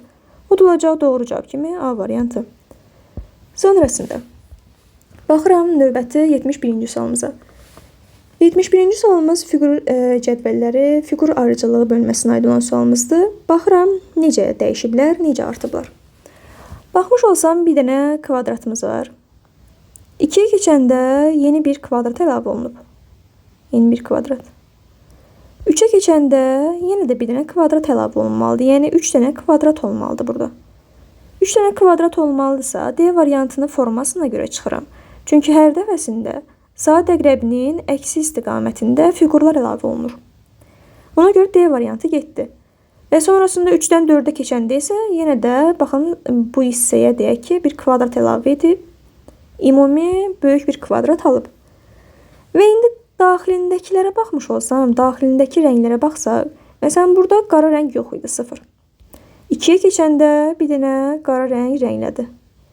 İndi 3-ə keçəndə bir dənə də qara rəng əlavə etməlidir. Yəni 2 dənə bizdə qara olmalıdır və yuxarıda olacaq. 2 dənə qara və sonrasında 3-ə keçəndə də bir dənə də qara əlavə edib, yəni 4-ə daha doğrusu keçəndə bir dənə də əlavə edir. Yəni bizdə sadəcə yuxarı hissədə 2 dənə qara olmalıdır. 2 dənə qara olmalıdırsa yuxarı hissədə. Bu da sadəcə C variantındadır. Bunlarda birində soldadır, burada 3 dənədir, 3 dənə olmalı deyil, 2 dənə olmalıdır. Burada da həmçinin belə çarpaz formada verib. Əslində bunlar belə yanaşı olmalıdırlar. Ona görə Y variantı səhvdir. Doğru cavabımız olur C variantı. Növbəti baxırıq 72-ci sualımıza. 72-ci sualımız tərəzilərdir. Qollu tərəzidir, 4 dənə qollu tərəzidir və bizdən soruşur ki, kvadrat nəyə bərabərdir? Hamısı da tarazlıqda olan tərəzilərdir.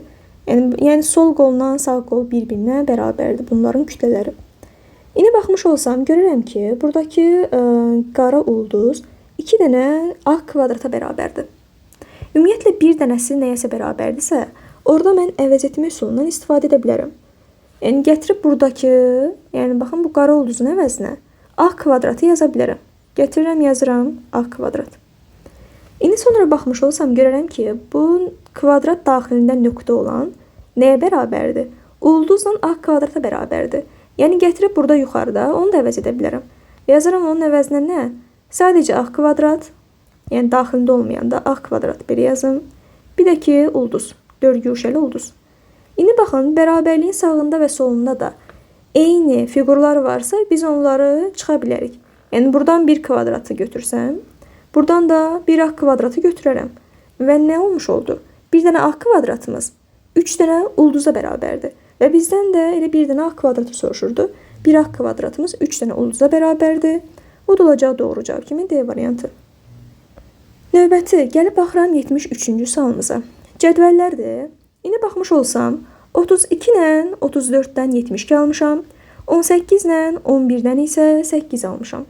26, 19-un kəsişməsində 108 dayanıb. Həmin qaydaya uyğun olaraq da biz K-nı tapmalıyıq. Yəni 34 ilə 26-dan da K-nı tapmalıyıq. Fikirləşirəm ki, artıq bunu mən necə tapmalıyam? Bunların bir dənə rəqəmlər hasilinə baxsaq, 3 vurulsun 2, 6-dır. 3-ü mən 4-ə vuraram, 12-dir. Baxın, 6-nın 12-nin hasili 72 oldu. 1-i 1-ə vursaq, 1-dir. 1 vurulsun 8-imiz də 8-dir. 1 vurulsun 8 bizə 8-i vermiş olur. 1-i 9-a vursam 9 olar. 2 vurulsun 6, 12-dir. 12 vurulsun 9 da bizə həqiqətən də 108-i vermiş olub. İndi mən K-nı tapmalıyamsa, K da nəyin birləşməsində dayanıb? 12 ilə 12-nin. Yəni 12-ni mən 12-yə vuraram. Bu da olar 144. Yəni B variantı bizim doğru cavabımız olmuş olur. Növbəti, gəlib baxıram 74-cü sualımıza. 74-cü sualımızda deyir ki, K, L, M, N sıfırdan və bir-birindən fərqli rəqəmlərdir. X əvəzinə uyğun olan variantı seçin. Bizdən soruşur ki, X nəyə bərabərdir? İndi baxıram, K-nın üzərinə 3 gəlmişəm, L almışam, L, L-dən M-i çıxıb 22 alıb, M-in üzərinə 44 gəlib, N almışım. İndi mən bunlara bir ədəddə deyə bilərəm. Məsələn, deyək ki, ən kiçikdən ilə başlayaq. K-ya 1-deyim, 1-in üzərinə 3 gəlim, L olsun 4. L-lərə mən əgər 4 yazıramsa, 44-dən nə çıxsam 22 alaram, 22-nin özünü. Yəni, M-lər də oldu nə? 22. M-lərə də gətirib 2-ləri yazsam, 22 üstəl 44-ümüz də nədir? 6 olmuş olur, 66. Yəni, N-lər də olur, 6-lar. N-lərə gətirib indi gəlin burada yoxlayım. Hər hansı bir problem baş vermədi ki, yəni təkrarlanma olmadı və sıfırdan da fərqlidirsə, gətirib burada yoxlayım. Baxın, buraya yazaq. N-imiz 6-dır. Sonra M oldu bizdə 2. L-imiz də oldu 4. Və buradan mən çıxmalıyam K, L, M-i. K-mız 1-dir. L-imiz nədir? 4-dür. M-imiz də oldu 2. Yəni 624-dən 142-ni çıxaram. 4-dən 2 çıxsam 2-dir. 2-dən 4 çıxa bilmirəm deyə 1 onluq alıram. 12-dən 4 çıxıram. Olur nə? 8. 6 bir vahid azalıb 5 olub deyə. 5-dən də mən 1-i çıxaram. Bu da olar nə? 4. Yəni 482 bizim doğru cavabımız olmuş olur. C variantı. Növbəti baxırıq 75-ci sualımıza. 75-ci sualımız fiqurədədir. Kənarlarda və daxillərdə rəqəmlər verilib. İndi baxaq görək biz necə almışıq bunları və bizdən də sağ küncdə verilən sual işarəsini soruşmuş olur. Diqqət yetirmiş olsaz, kənardakı ədədləri 10 və 4. 10 ilə 4-ün fərqindən baxın bu 6 alınıb. Yəni kənarlarda nəyə birləşiblərsə, onların fərqindən daxildəki alınır. 18 ilə 10-un fərqindən 8 alınır. 18 ilə 4-ün fərqindən 14 alınır. Yəni baxın bu formada. Burada baxsam 11-dən 5 çıxaram 6-dır. Sonrasında 15-dən 11-i çıxaram 4-dür. Bu 15-dən 5-i çıxmış olsaq, bu da olur nə? 10. Yəni sual işarəsinin yerində 10 olmalıdır. Da olur doğru cavab kimi D variantı. Növbəti, baxıram 76-cı sualımızda. 76-cı sualımız deməli aşkar operatorlardır və bizdən soruşur ki, C əvəzinə hansı ədəd yazılmalıdır? Baxmış olsam, 54 kvadrat operatoru C ilə 4 romb operatoru 30 bir-birinə bərabərdir. Artıq mən bərabərliyin solunda, bərabərliyin sağında ifadələri yazıb və bu ifadələri bir-birini bərabərləşdirib ondan sonra C-ni tapmalıyam. İlk olaraq elə başlayaq bərabərliyin solundan, yəni 54 kvadrat operatoru C-dən.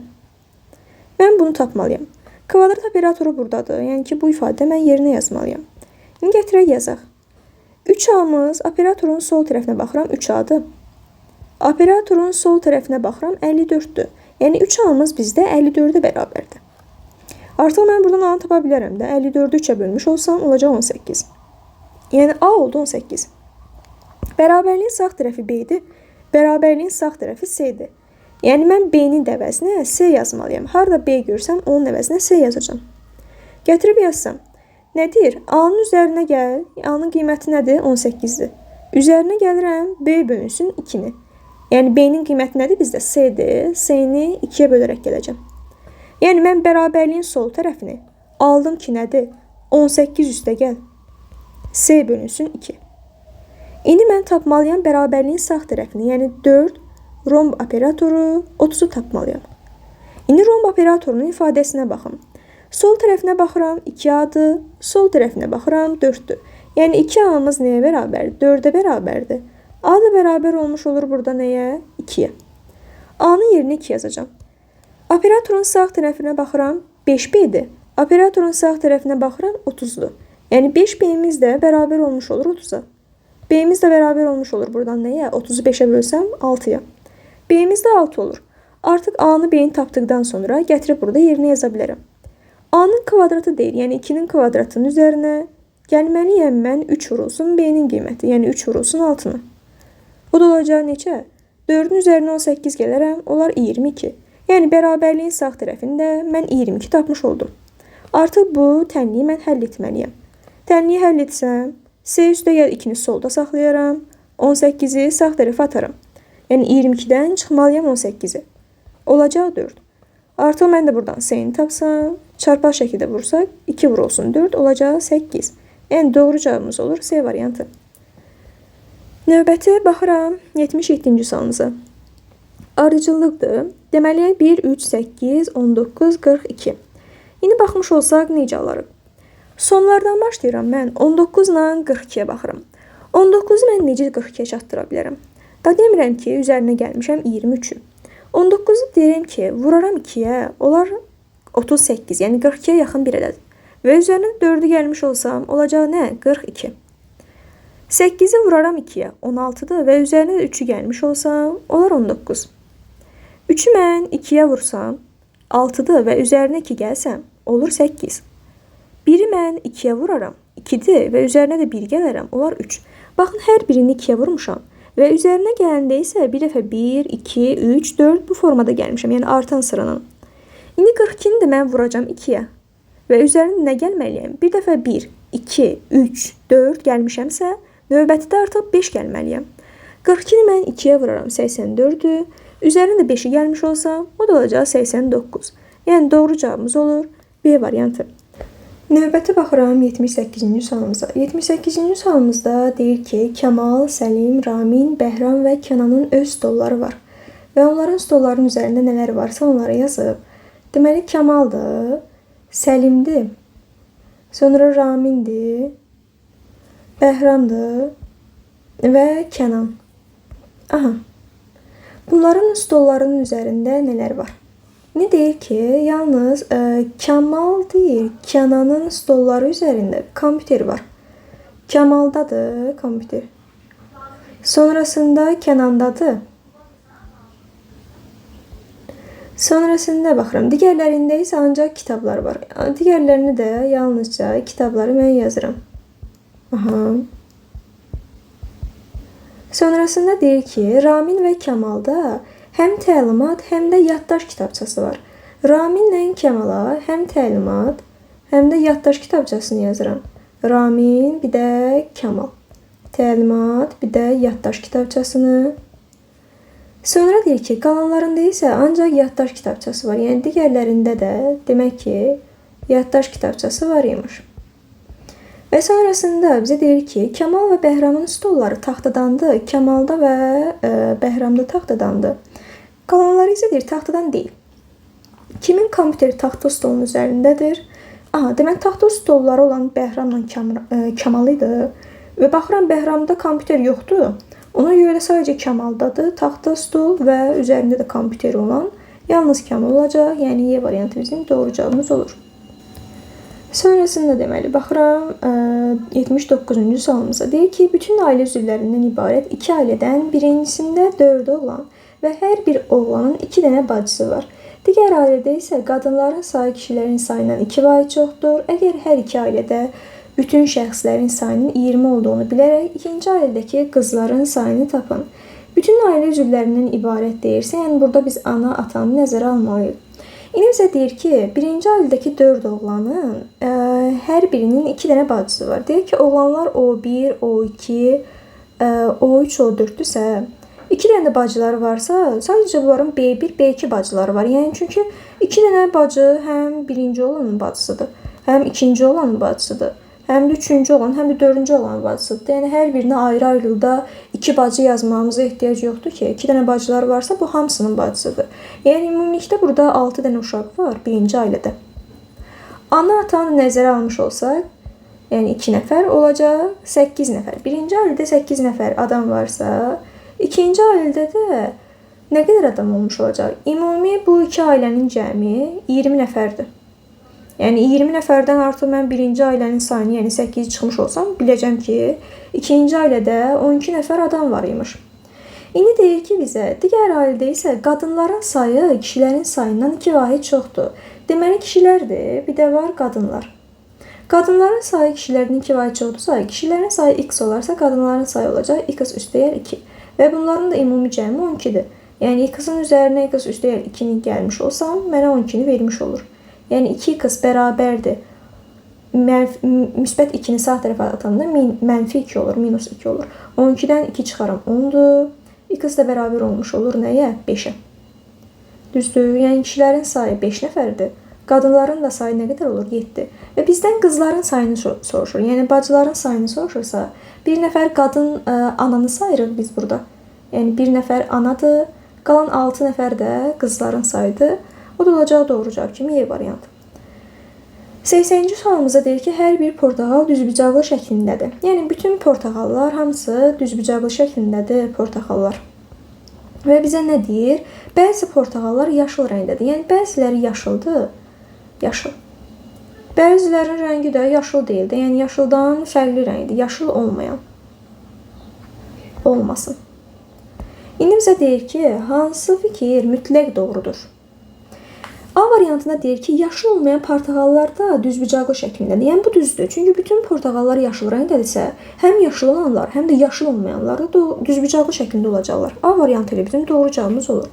B-yə bir dənə baxın, bəzi dilimlər düzbucaqlı şəklindədir və rəngləri yaşıldır. Yəni, bəzi düzbucaqlı şəklində deyə bilmərəm dilimləri. Bəlkə mən belə bölmüşəm bunları. Bu zaman üçbucaq formasına gəlib düşür də bu portağallar. Bilmirəm, B getdi. Bütün portağallar düzbucaqlı şəklindədirlər, bu düzdür. Və rəngləri yaşıldır. Bütün portağalların rəngləri yaşıl deyil, bəzilərinin rəngləri yaşıldır. C getdi. Bütün dilimlər düzbucaqlı şəklindədirlər, bilmirəm. Yəni, dilimlər hansı formada bölünürlər? Bəzi portağalların dilimləri yaşıldır. Yəni bunu da bilmirəm. Bəzi dilimlər yox, bəzi portağallar yaşıldırsa, o zaman yaşılların hamısının dilimləri yaşıl olacaqlar. Ona görə Y variantı da getmiş oldu. 81-də xəyali kəsikdir. Romb formasında olan bir kağızdır. Bu kağızı soldan sağa doğru biz qatlamışıq. Yəni sol tərəfimiz qırıq-qırıq xətlərlə göstərilib ki, boşdur. Və ondan sonra da yuxarı hissəni mən aşağının üzərinə qatlamışam. Qatladıqdan sonra xəyali kəsiklər yaradılıb. İndi bəzi bizdən soruşur ki, bu vərəqi açdıqdan sonra bu hansı formaya düşmüş olar? İndi gəlib biz bunu açmış olsaq, birinci yuxarı doğru açsam, bu üçbucağı gəlib tamamlanmış olur. Və bu dairə də gəlib burada tamamlanmış olacaq. Yəni bu bizim artıq sağ tərəfimizdə qalacaq. Sağ tərəfimizdə qalacaqsa elə variantlara baxmış olsam, burada üçbucaq yoxdur. B variantı getdi. A variantındakı şəkil formasında da ola bilməz. Çünki bu nədir? Əvvəlki versiyası romb formasındadırsa, yenə də bu formaya gəlib düşməlidir. A da getdi, həmçinin Y variantı da getdi. C variantına baxmış olsaq, yəni bizdə sağ tərəfdə üçbucaq yaranmalıdır. Burada isə dairə yaranıb. Ona görə C variantı getdi. Doğru cavabımız olur D variantı. Yəni bunların da eynisi bizim sol tərəfimizdə də olmalıdır da. Sol tərəfimizə də gətirib çəkmiş olsaq, elə burada belə bir üçbucaqdır. Burası da dairə formasında. Yəni D variantı bizim doğru cavabımız olur. Növbəti baxıram 82-ci sualımıza. Baxın, bu isə də belə deyim, dairədə haşiyə alınmış fiqurlardır və ondan da 2 dənə fiqur yaradıb bizdə qarşısında. İndi baxım görüm, hər bir hissədən fraqmentlər götürüb, yəni hərəsindən bir hissəsini götürüb. Məsələn, burada görürəm ki, bunun aşağı hissəsi nədir? Düzbucaqlı formasında və nöqtələrdir. Yəni ki, baxın, bu fiqurunu buradan götürüb.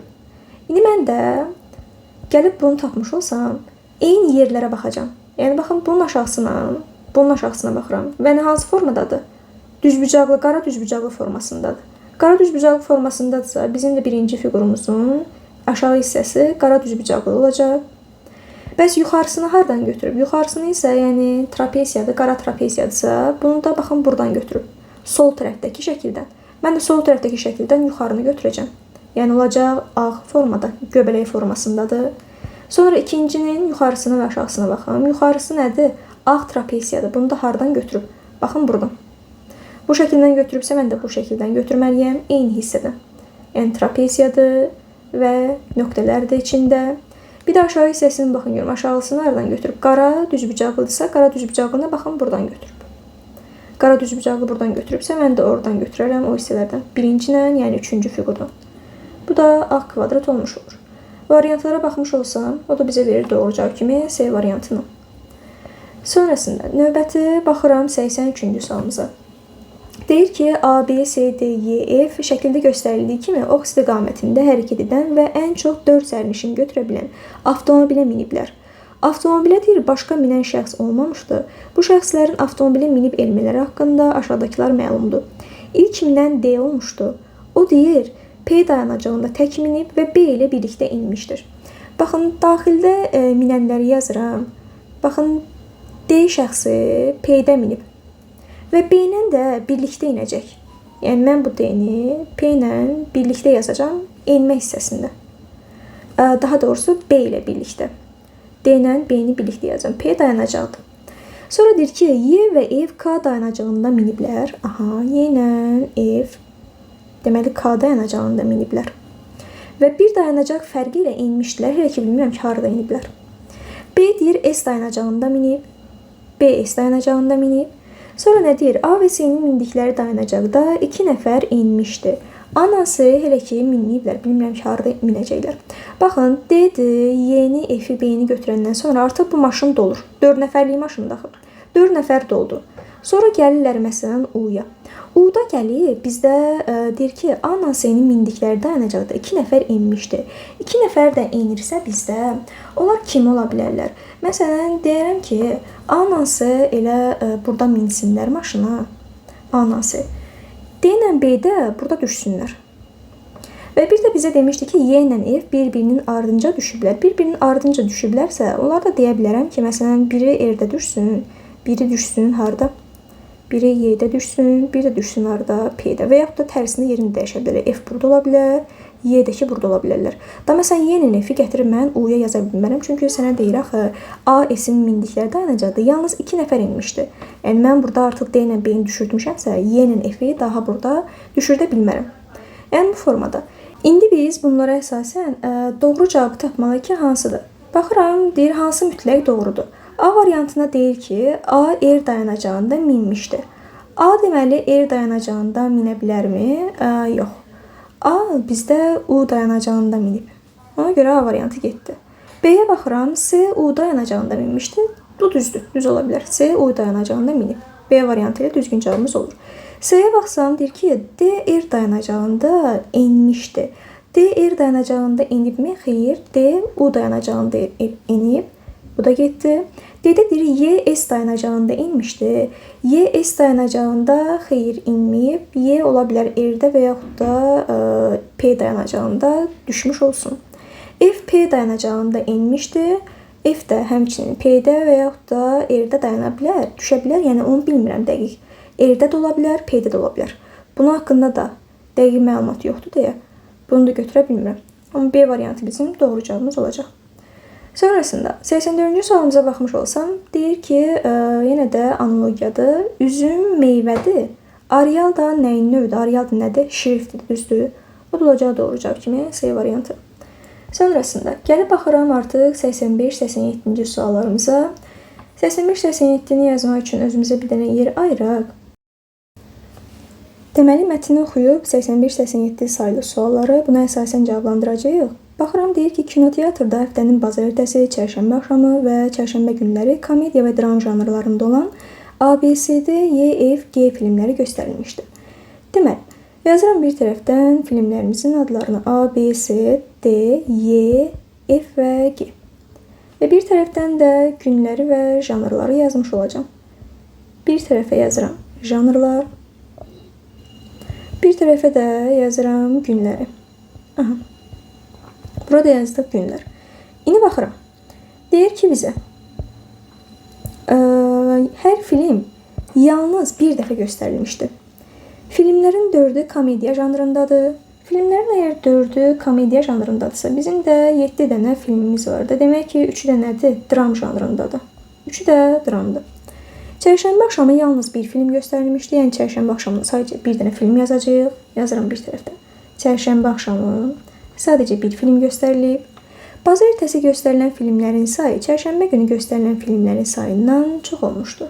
Baxın, bazar ertəsi əgər çərşənbə günündən çox olubsa, bizim də çərşənbə axşamı sadəcə bir dənə filmimiz göstərilirsə, qalan 6 dənə filmimiz bazar ertəsi və çərşənbə günü göstərilir.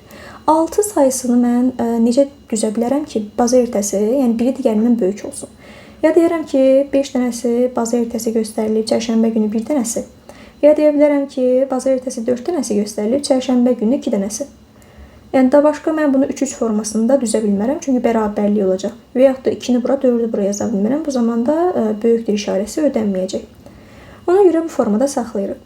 Sonrasında bizə nə deyir? Çərşənbə günü göstərilən Y filmi dram janrındadır. Y deməli, janrı dramdır və hansı gün göstərilib? Çərşənbə günü göstərilib. Çərşənbə. Sonrasında deyir, eyni janrda olan A, C və D filmləri. Baxın, A-dır, C-dir, D-dir. Bunlar eyni janrdadırsa, mən bunlara gətirib dramı yaza bilmərəm. Çünki dramın birini yazmışamsa, A, C, D-yə də mən dram yazsam, 4 dənə bizim dram janrımız olur. Yəni, bizdə çünki 3 dənə dramımız var. Ona görə də mən başa düşürəm ki, artıq A, C, D nə janrındaymış? Komediya janrındaymış. Burada gətirib yazıram nəyi? Komediya janrını. Aha.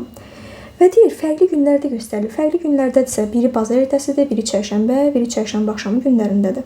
Sonra deyir, fərqli janrlarda olan A ilə F. A ilə F əgər fərqli janrdadırsa, A komediyadırsa, F də nə olacaq? Dram janrında olacaq. Düzdür. Bunu da gətirib yazdıq, dram janrını. Aha. Sonrasında filmləri deyir, fərqli janrlarda olan A ilə F filmləri eyni gündə göstərilmişdir. Əgər bunlar eyni gündə göstəriliblərsə, mən artıq bunlara çərşənbə axşamını yaza bilmərəm. Çərşənbə axşamını əgər yaza bilmirəmsə, çünki niyə yazmıram çərşənbə axşamı? Çərşənbə axşamı çünki bir dənə film göstərilib. Da mən hər ikisini yaza bilmərəm axı A ilə F-i.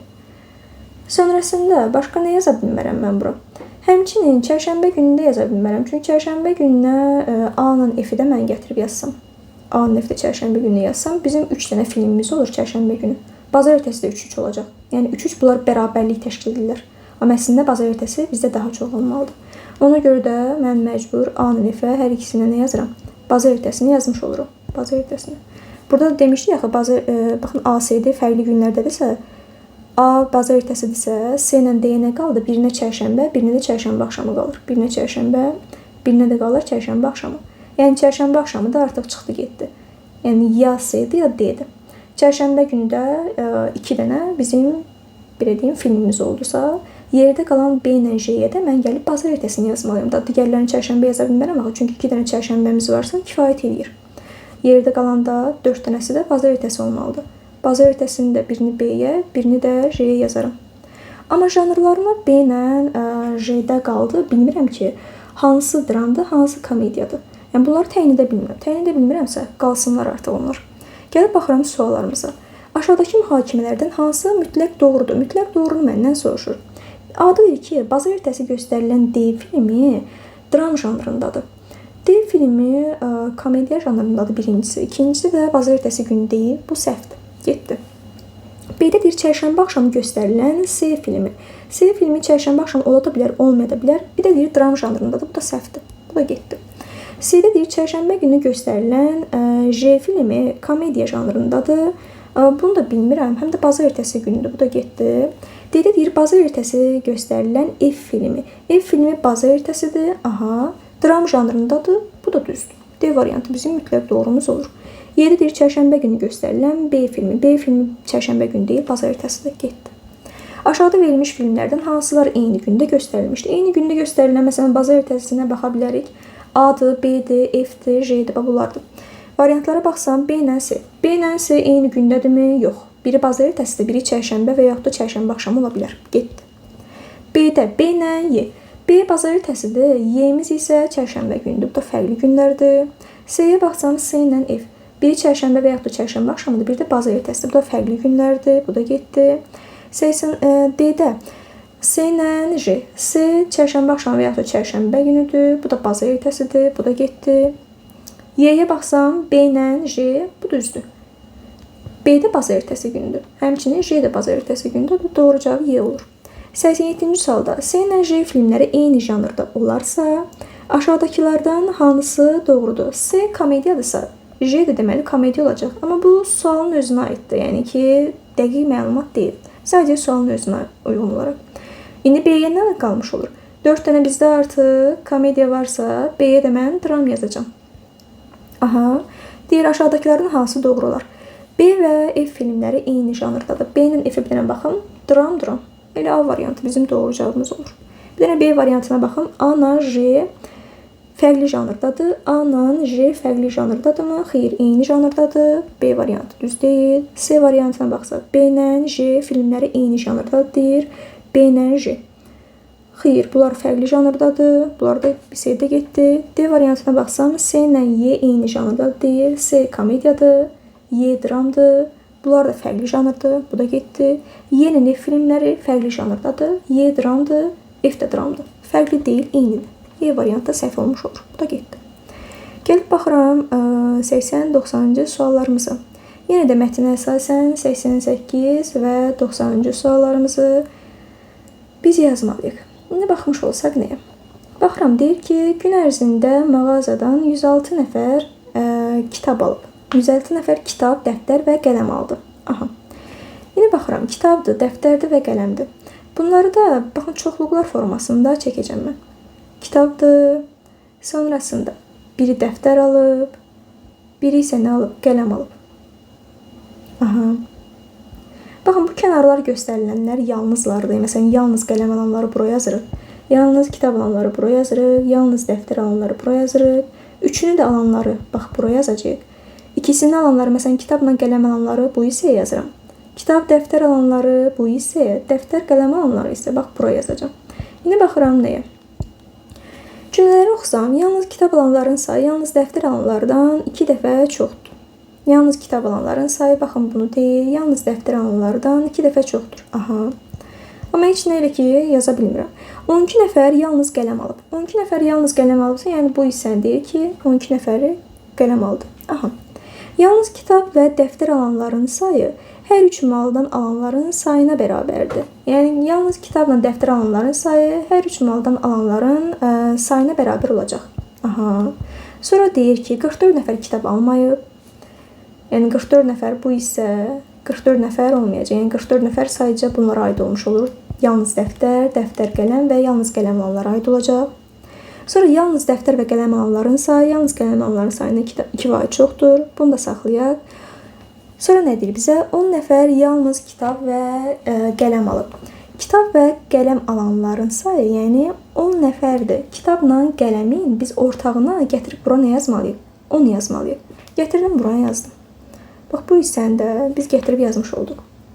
Sonrasında baxa bilərik başqa biz hansı cümləyə. Baxsam, məsələn, baxın bu cümləyə. Deyir ki, yalnız dəftər və qələm alanların sayı, yəni ki, bax bunların sayı, yalnız qələm alanların sayından 2 vahid nədir? 2 vahid çoxdur. Yəni, yalnız dəftər və qələm alanlar dedikdə bunların ortaqları nəzərdə tutur. Yəni, bax bu hissənin sayı, yalnız qələm alanların sayından 2 vahid çoxdursa, yəni 12-dən 2 vahid çoxdursa, bunların da sayı bizdə olacaq nə qədər? Olmuş olacaq 14 nəfər.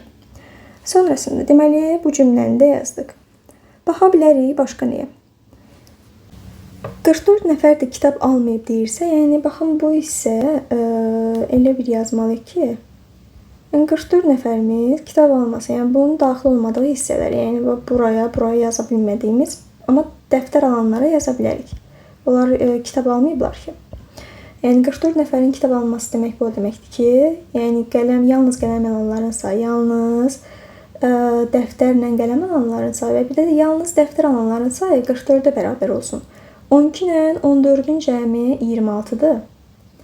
Və 44-dən də 26-nı çıxmış olsam, yerdə qalır 18 nəfərimiz ki, 18 nəfəri də mən yazıram dəftər alanlara. Yəni bunların sayı kitab almayanlardır da.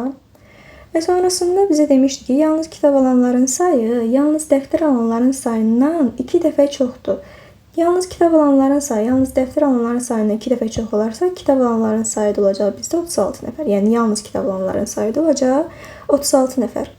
Və bir də ən axırıncı cümlə bu qalır. Deyir, yalnız kitab və yalnız dəftər alanların sayı, yəni bu ortaqlar, hər üç maldan alanların sayına bərabərdir. İndi gəl baxaq, görək nə qədərimiz qaldı. Ümumi 106 nəfər var idi. 36 nəfər burada, 10 nəfər burada, 46. 46-nın üzərinə 14-ü gəlmiş olsaq, olar 60. 60-ın üzərinə 12-ni gəlmiş olsaq, olacaq 72. 72-nin üzərinə 18-i gəlmiş olsaq, olacaq 90. Yəni 90 dənəsini biz cədvələ yazmışıq. Yerdə nə qədər qalıb? 106-dan çıxaram 90-ı. 106-dan 90-ı çıxmış olsaq, qalacaq 16. Yəni 16 nəfərdə mən bu ikisini yerləşdirməliyim. Və bir də bunlar bir-birinə bərabərdirsə, yəni burada da x deyək ki, burada da x varsa, 2x 16-ya bərabərdir. X da bərabər olur 8-ə, yəni hər birini mən 8 yazmalıyam. 8 buradadır, 8 də ki buradadır. Hamısını tapdıqsa artıq gəlib baxa bilərik biz suallarımıza. Deyir, neçə nəfər dəftər alıb? Neçə nəfər dəftər alıb deyirsə, yəni bu ümumi dəftər alanların sayıdır. Yalnız dəftər desəydi, biz burada 18 götürərdik. Dəftər alanlar deyirsə, yəni dəftər alınanların, baxın, yəni bu diaqramın ümumi hamısına baxmalıyıq. Yəni 18-in üzərinə 14 gələrəm, 32-dir. 32-nin üzərinə 8 gələrəm, 40-dır və 40-ın üzərinə 8 gələrəm, olar 48 nəfər. Neçə nəfər hər üç maldan alıb deyirsə, yəni hər üçünün də ortağı 8 nəfər. Oldu A variantı. Mağazada gün ərzində neçə məhsul satılıb? Baxın, mən bu diaqrama yazdıqlarım neçə nəfərin alış-veriş etdikləridir. Amma neçə dənə məhsul satılıb, bunu bilmirik. Məsələn, 12 nəfər yalnız qələm alıb, düzdür. 36 nəfər yalnız kitab alıb. Yəni, demək ki, 36 dənə kitab alınır, düzdürmü? 18 nəfər yalnız dəftər alıbsa, bu deməkdir ki, 18 dənə dəftər alınır. Aha. Bunların da cəmi nə qədər olacaq? 12, 36, 18. 48-in üzərinə 18 gələrik. Bu da olar bizdə neçə? 66. Düzdür. Yazdıq bura nəyi? 66-nı. Sonrasında, baxın, bu 2 nəfərlik yerə baxarkən, baxın bu hissəyə. Yəni, kitab və dəftər alanların sayı 8-dir. Yəni həm kitab, həm dəftər alanların sayı 8 nəfərdirsə, bu o deməkdir ki, kitabdan da 8 dənə alıblar. Dəftərdən də 8 dənə almışıq. Yəni məsələn biz 2 nəfər getmişik mağazaya. Kitab da aldıq, hər ikimiz, dəftər də aldıq. Yəni bu o deməkdir ki, sən də kitab, dəftər almısan, mən də kitab, dəftər almışam. Yəni hərəmiz 2 dənə götürmüşük. Yəni 2-yə vururuq bu sayı. Həmçinin bu 10-u da mən 2-yə vuracağam. Yəni 10 nəfər həm kitab alıb, həm də qələm alıb. Ümumi nə qədər satılıb desəm, deyəcəm ki, 10 dənə kitab satmışam, 10 dənə də qələm. Həmçinin bu 14-ü də mən 2-yə vurmalıyam. Çünki 14 nəfər həm dəftər alıb, həm də qələm alıb. Yəni ümumilikdə 14 dənə dəftər götürülüb, 14 dənə qələm götürülüb. Yəni bunu 2-yə vuracağıq. Ona görə də mən bu 8, 10-u və 14-ü cəmləyib 2-yə vurmalıyam. Çünki hərəsindən ortaqları da bunlar. 18 üstəgəl 14-ümüz də, bu da olacaq bizə neçə? 32. 32-ni də 2-yə vurmuş olsaq, olacaq 64. Aha. Və sonrasında, baxın 8 nəfər də hər üçündən götürüb. Hər üçündən alıbsa, ümumilikdə yəni nə qədər satılıb? 8 nəfərdir, 8 nəfər kitab da götürüb, qələm də götürüb, dəftər də götürübsə, neçə dənə məhsul olmuş olur bu? 3 vurulsun 8 qədər. Yəni 24. Aha. İndi biz bunların hamısını cəmləmiş olsaq, deməli, nə qədər olmuş olacaq bizdə? 66 üstəyə 64 olur. Nə qədər bizdə? 130. 130-un üzərinə 24 gəlmiş olsaq, bu da olacaq cəm 154. Yəni 154 məhsul satılıb, bu da olacaq doğrucaq kimi B variantı. Sonrasında gəldik artıq açıq suallarımıza. Baxıram 91-ci sualımıza. Kubun açılış formasını verilib və bizdən yığılış formasını soruşur ki, hansı düzgündür? Yine baxıram məsələn birinci sualımıza. Birinci suala baxsam, bu kvadratın yuxarısında üçbucaq var və sağında da nə olmalıdır? Bir dənə də üçbucaq dairə forması. İndi diqqət etirsəniz, bu üçbucaq dairə forması birində daxilində xətt göstərilib belə. Birində isə daxilində xətt göstərilməyib. Amma sən gəl burada birə baxsan, görərsən ki, bunun heç birində daxilində belə bir xətt yoxdur. Yəni hamısında sadəcə dairə göstərilib, yəni daxilindəki xətt göstərilməyib. 2 dənə eyni üzdür. Bizdə 2 dənə eyni üz olan yoxdur axı. Biri yəni ona görə götürmürəm. Sonrasında baxıram ikinci sualımıza. Kvadratın, yəni bunun yuxarısında belə, yəni xətt olan üçbucaq olmalıdır. Dairə, daxilində də xətt olan üçbucaq və solunda da belə bir dairə, yenə də üçbucaq, amma daxilində xətt göstərilməyən. Bu düzdür, solunda var. Bir dənə yuxarısına baxaq görək. Yuxarısında həqiqətən də bu düzbucaqlıya, yəni kvadrata birləşmiş formada olacaq, yoxsa yox. Bunun üçün də mən yuxarıdakını sağa doğru fırlatmalıyam. Sol tərəfdən tutub sağa doğru fırladacamsa, gəlib belə bir dəfə necə düşəcək?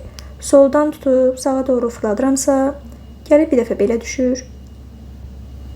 Bir növbəti də yenə soldan tutub sağa doğru fırladacamsa, gəlib belə düşməlidir. Və bir növbəti də yenə fırladacamsa, sol tərəfdən yenə tutub sağa doğru fırladıramsa, baxın, gəlib belə bir formada düşmüş olur. Yəni 2-də problem yoxdur. Kvadratın yuxarısında həqiqətən də üçbucaq formasında olan dairə var, yəni daxilindəki xəttlər göstərilib və solunda da daxilində xəttlər göstərilməyən dairəmiz var. Yəni 2-də problem yoxdur. 2 düzgündür. Sonrasında baxmış olsam 3-cü suala.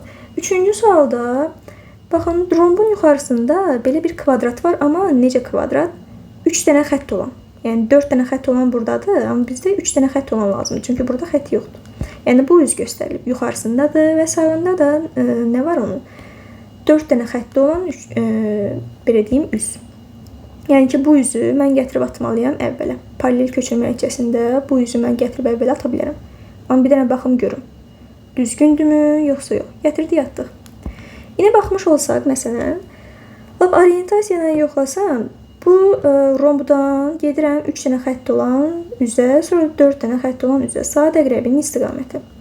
Sonrasında bizdə də rombudan gəlirəm 3 dənə xətt olan üzə, sonra da gəlirəm 4 dənə xətt olan üzə. Bu da yenə saat əqrəbinin istiqamətidir. Sadəcə fikir vermiş olsanız, siz məsələn bu hissədən yuxarıdan baxsaq, bu boşluq olan hissə bizim sol tərəfimizə düşüb. Yəni bir dənə yuxarıdan baxmış olsaq, bu bizim sol tərəfimizə düşür.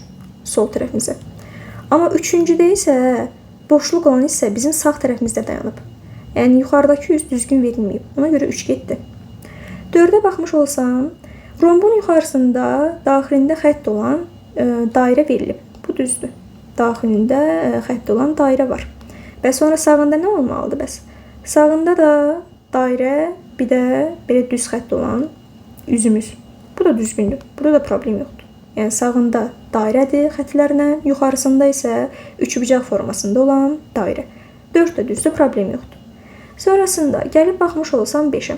5-dəki düzgün deyil. Niyə düzgün deyil? Çünki burada dördbucaqlıya, baxın, üçbucaq forması birləşir və dairənin olan daxilində heç bir şey olmayan, yəni daxilində xəttlər olmayan. Amma burada isə bunun sağ tərəfində gəlib birləşə bilməz axı. Ümumiyyətlə sol tərəfinə baxmış olsaq bu 100 bundan aralı məsafədədir. Yəni düzbucaqlıdan aralı məsafədədir. Gəlib özünə birləşməyib. Ona görə də 5 də getdi, səhvdir.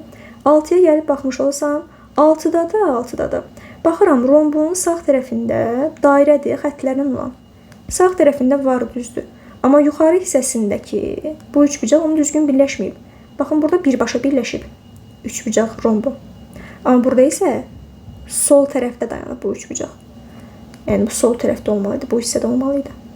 Ona görə 6 da səhvdir. Cavabımız olur 2 ilə 4.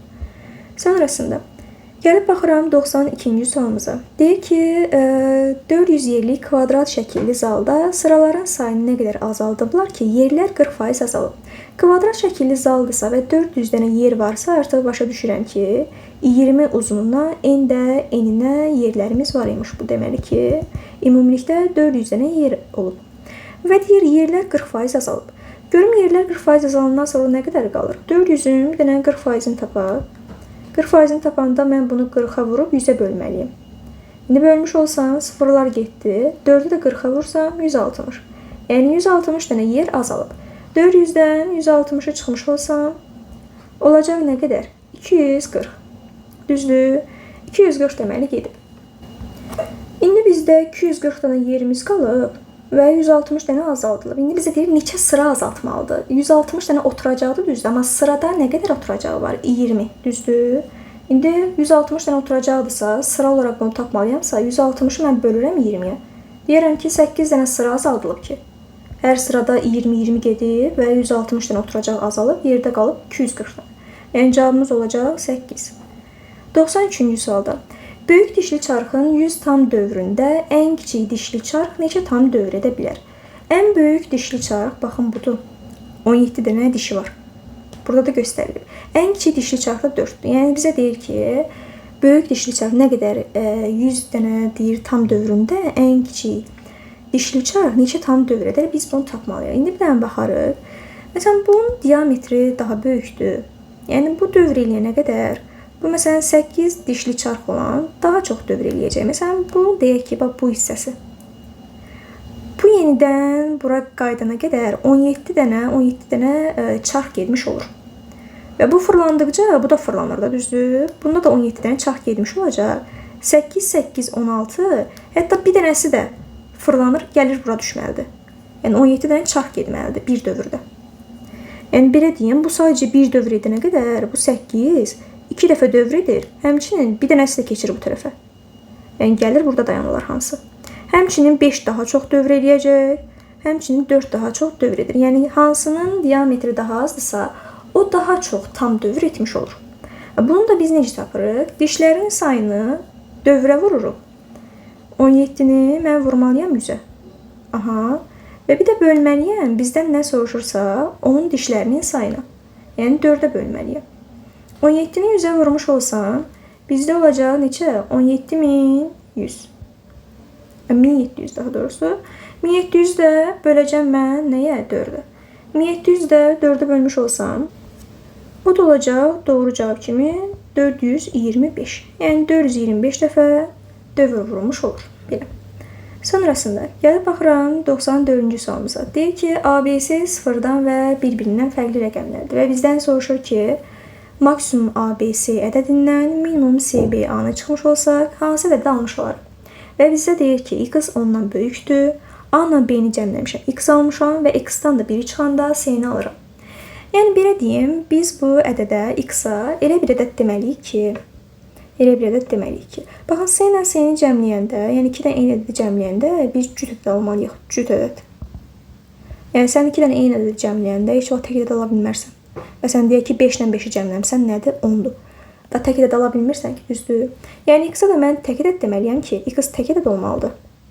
Sən təkdən 1-i çıxasan və bu sənə cüt ədədi vermiş olsun. Məsələn, x olsun 11, 11-dən 1 çıxarsan, s ilə s-nin cəmi nəyə bərabər olmuş olur? 10-a bərabər olmuş olur. Baxın bu formada. Məsələn, indi mən ABC-yə maksimum ədəd deməliyəmsə, ABC-nin birinci rəqəm nədir? A-dır. Yəni, mən çalışmalıyam ki, birinci rəqəmə maksimum qiymət deyim. Maksimum qiymət deyərəmsə, mən məsələn deyərəm ki, A olsun bizdə nə? 9. A-ya 9 deyim. B-yə də elə bir ədəd deməliyəm ki, B-nin üzərinə gələndə 9-u. X tək qiymət alsın. Yəni, mən artıq B-yə, belə deyim də, tək ədədlər deməliyəm. Tək ədədlər, cüt ədədlər deməliyəm. Yəni, məsələn, 2 desəm, olacaq 11. 4 desəm, olacaq 13.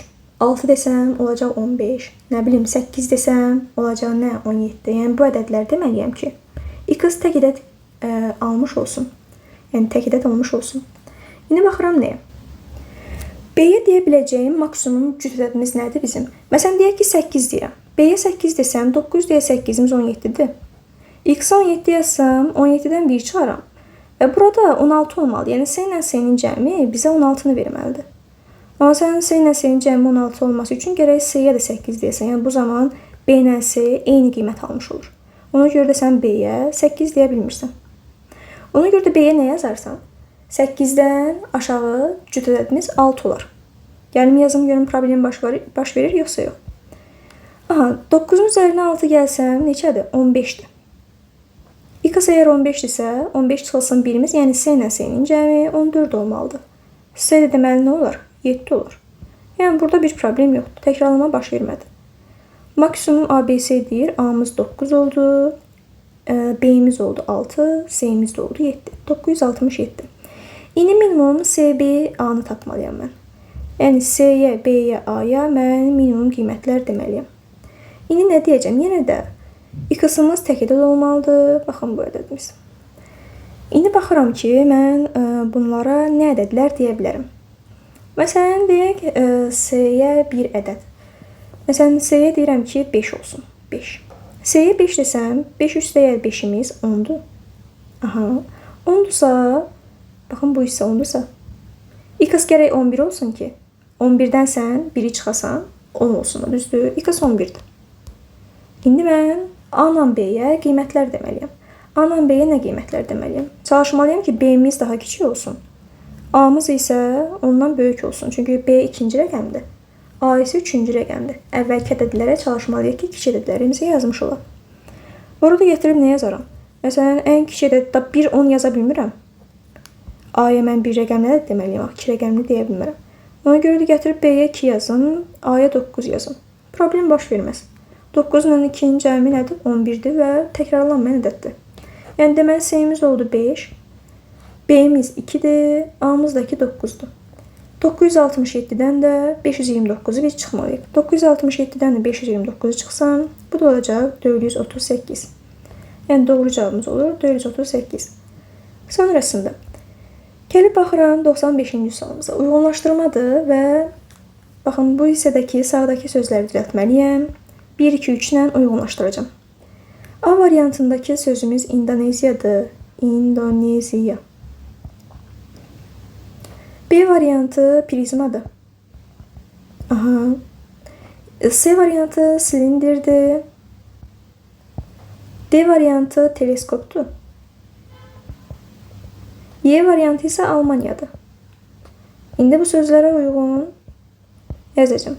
Deməli, dövlət isə İndoneziyanın Almaniya dövlətdir. A-la Y 1-ə getdi. Figur. Prizma, silindir, figurdur. B ilə C 2-yə gedir. D teleskopdur. Bu da nədir? Cihazdır. 3-ə də getmiş olur D variantı. Belə əziz tələbələr, sınavın sonuna gəldik. Ümid edirəm ki, hər biriniz üçün faydalı video olmuşdur. Hələlik.